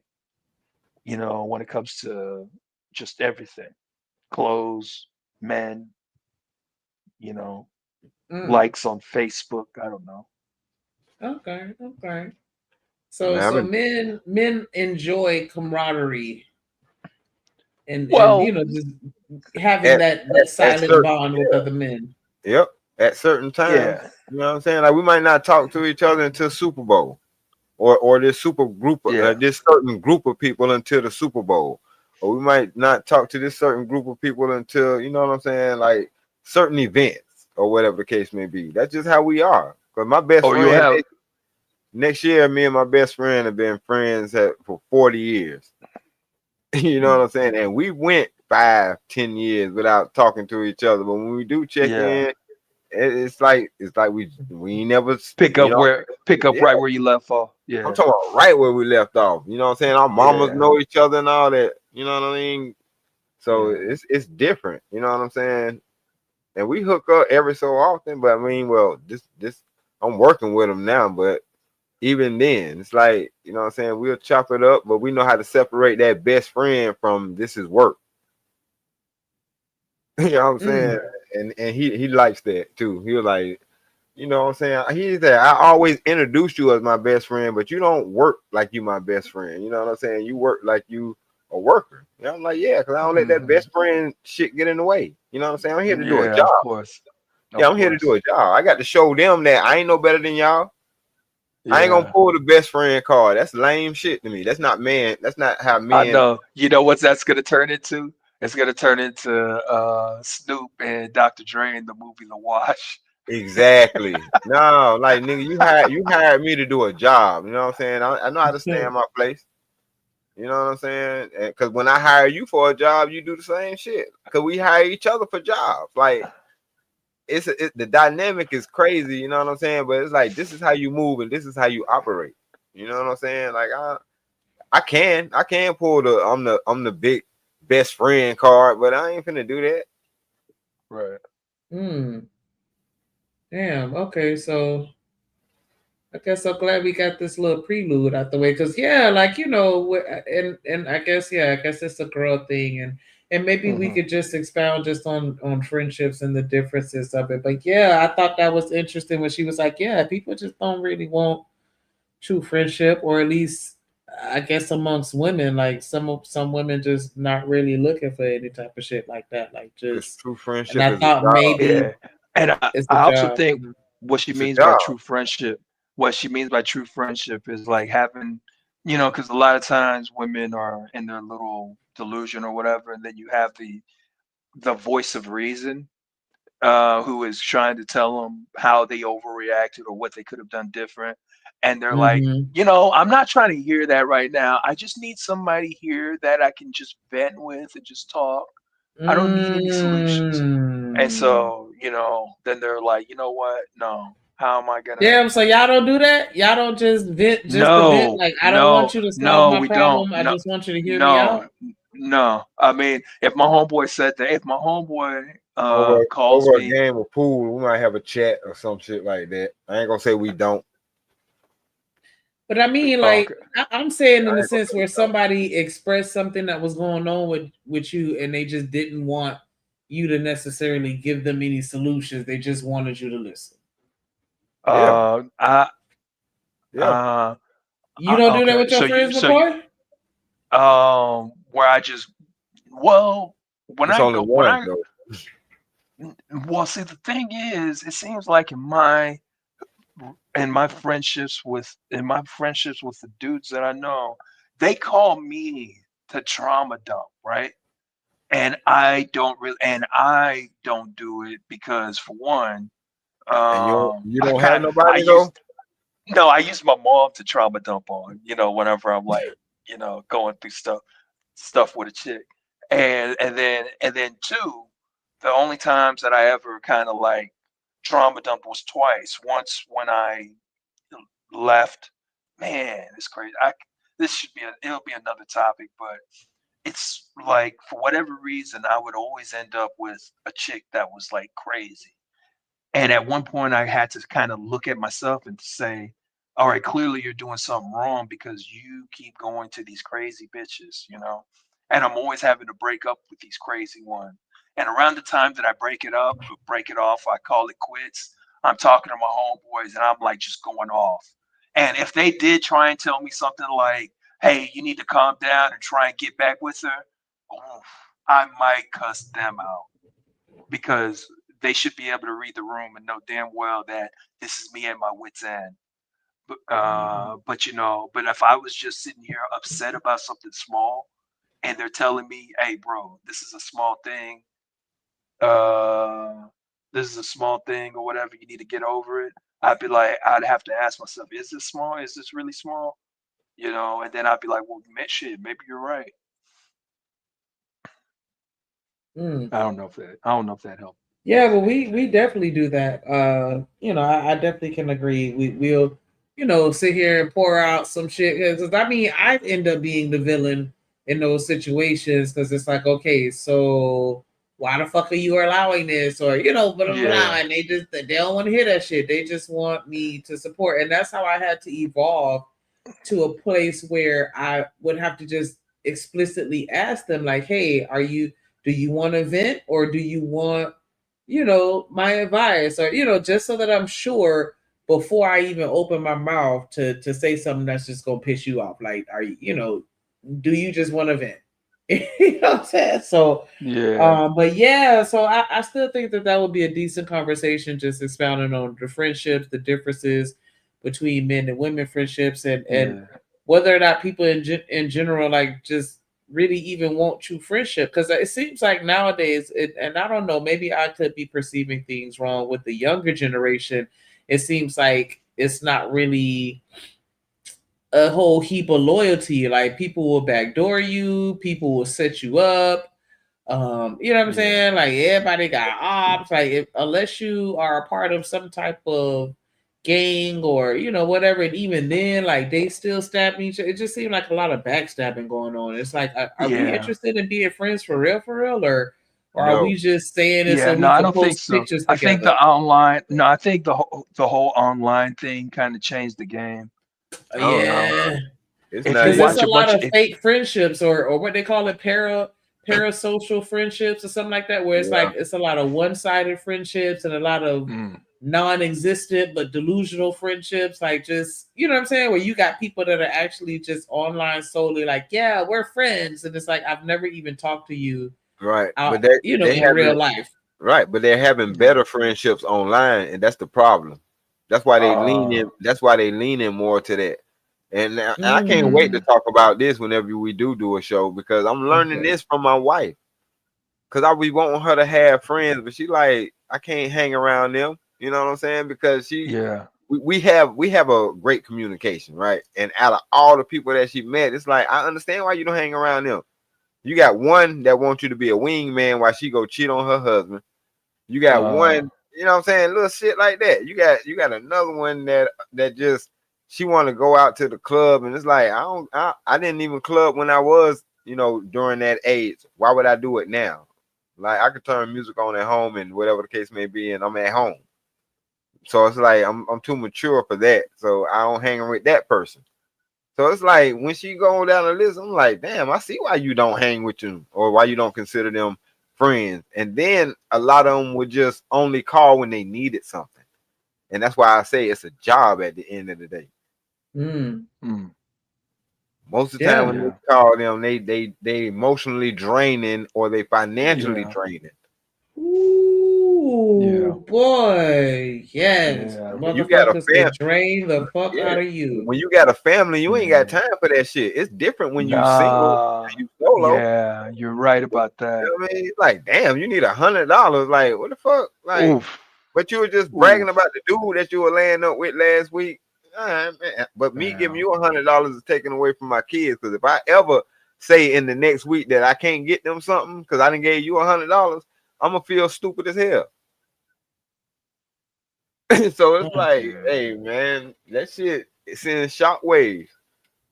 So yeah, friendship is a job these days. People ain't being real friends. They don't understand what it means. Like, I shouldn't only hear from you when you need something. Right. So yeah. Now I'm getting excited about that, because when she said that, it definitely stood out to me. Like, damn, like, that friendship shit is dead, just like relationships are kind of dead too a little bit right now. Like, I don't know, but yeah, we definitely gonna expound. I'm gonna look and see what kind of content I can find on that. But like I said, I just wanted to mention it while I was on the stream. That way, if I forget, I can always come back on here and be like, oh yeah. So we definitely gonna talk about that, and you know, some more shit like we always do, because we just over here talk about life and understand. Because even if we don't always have a solution, I still appreciate our conversations, because we can get an understanding to where you should be able to peep what's going on around you.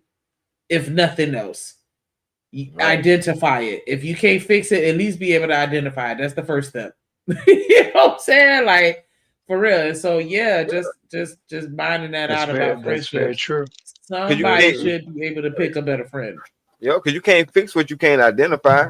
You know what I'm saying? You should be going along doing the shit. You don't realize that it's a bad trait until somebody hold that mirror up to you. Right. Especially with shit that we haven't experienced. And that's why I really like these conversations, because you know, somebody will come on here with a perspective like, damn, I never thought about it like that. Or I never experienced that, to where it's like, okay, now my things of my list of what I'm looking out for is going to be modified to, you know, include a possibility of that situation happening to me, you know, that I just never considered. And so we go. I'm gonna see everything that I can find about that, because friendship, in my opinion, is cooked. And that's what I was telling her. Like, don't nobody want to be friends no more. Hell no. Yeah. Especially after Drake put that song out, No New Friends. I ain't no old friends either, because they'll be the main ones. I don't think that'll. Oh shit! I can't hear. Oh no, that was it. I was saying they'll be the main ones that fuck you over. The PP already know. Because they got all your dirt. They got all the tea, like, you know. Yep. They got all the That's why it hurt. Betrayal hurts because it's somebody you know and love. Yep. But McCoy, I'm sorry. What were you saying? Oh, God damn. You lost it. Yeah, it's all good. See. Because what he said that might have, let me see. Let me go back. Said ADD. That ADD be a fool on me. That sound like that WEED. That's what that sound like. Weed. Right. Oh, baby. Okay. But no, you know what? Hold that thought, though. Hold that thought, McCoy. That's what that was. That was got no damn choice. Hold it. Somewhere in one of them pockets, I'm telling you.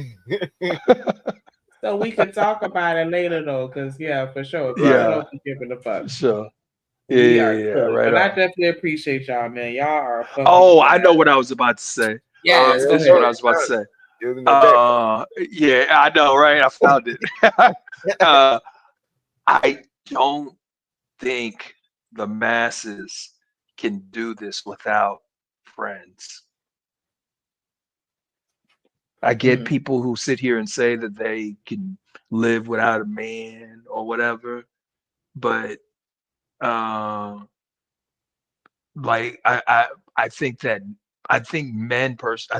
men themselves, they can't live life without friends, because I do think that friends are kind of like a way of holding themselves accountable.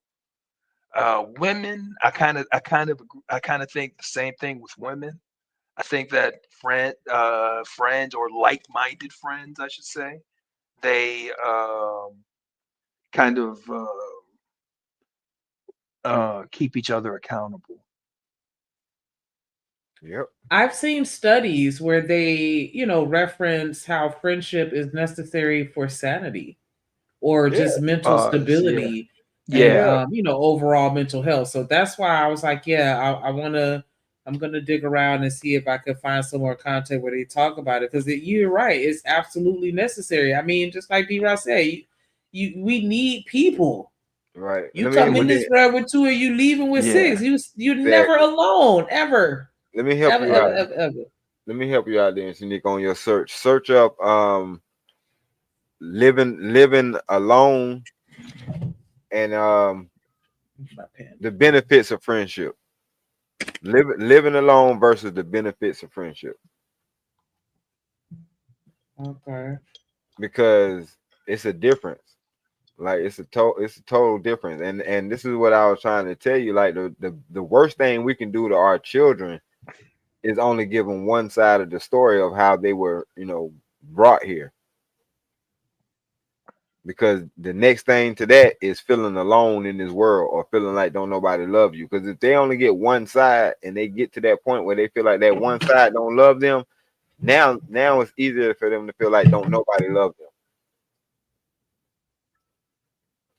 Yeah. And that takes away your will to keep going. Like, don't nobody love me? Like, this world is full of a billion people and don't nobody fuck with me. Hey, and low key, because like I said, I know Shanika, y'all and Drip, y'all been doing y'all's thing or whatever on the YouTube streets, but I kind of been in like Twitter. I'm always in Twitter, and I've been in Twitter Spaces. And one thing that's going on with these white people, especially these young white people, is high suicide rates. They take themselves out a lot. And most times they take themselves out because they have no friends. Right. No real friends. The friends that they thought they had is the ones harassing them and cyberbullying them. So that disrupts their whole atmosphere. Because they're looking to fill a void. And that's how let me tell you. I remember this one kid who offed himself. This kid offed himself because he was talking to somebody online, and they basically leaked. They basically sent him nudes, and then they were like, send me your nudes, and he sent them, and it turns out that was a dude pranking him on the phone, and he had some other chicks stuff. He had some other chicks nudes, and he made it seem like it was her phone. So this dude, he got pranked into doing that or whatever. 2 days later, he offed himself. Right. I mean, I don't know. Yeah, that's crazy. Yeah, so. But I get it though, because it's like, man, I don't get it as far as like I agree, but I mean, like, sheesh, imagine. Yeah, everybody can see your junk, and then I'm pretty sure. Let me not assume that you know what I'm saying, what he looked like, but I'm pretty sure it was something worthy of making fun. I imagine. Imagine if you wasn't packing no heat, like and then you already think that you're sending it to a girl, and you find out that you just got. You send it to everybody. Yeah, you send everybody the pool dick. That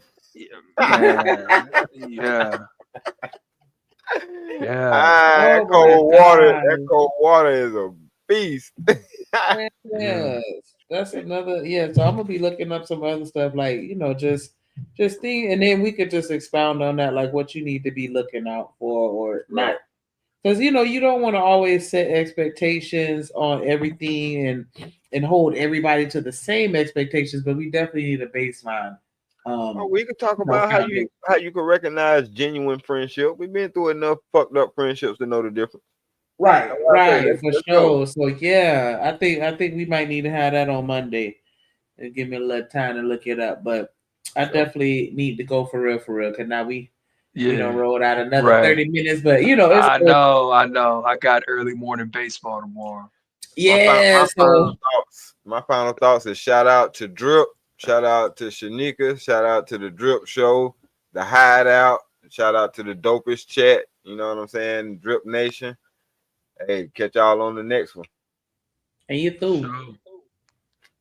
We live, such it. What it do, fool? Hey, man, Splash Town, Texas, or where the fuck you at? What's happening? But hey, man, you tripping, man. Get to the Houston Premier Party Bus, man, because that's how we doing it.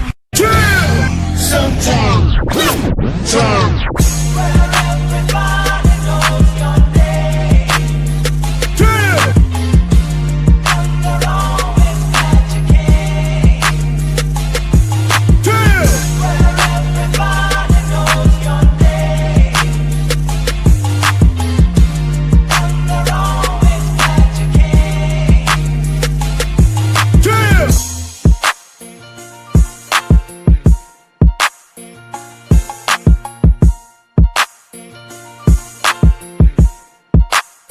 Yeah!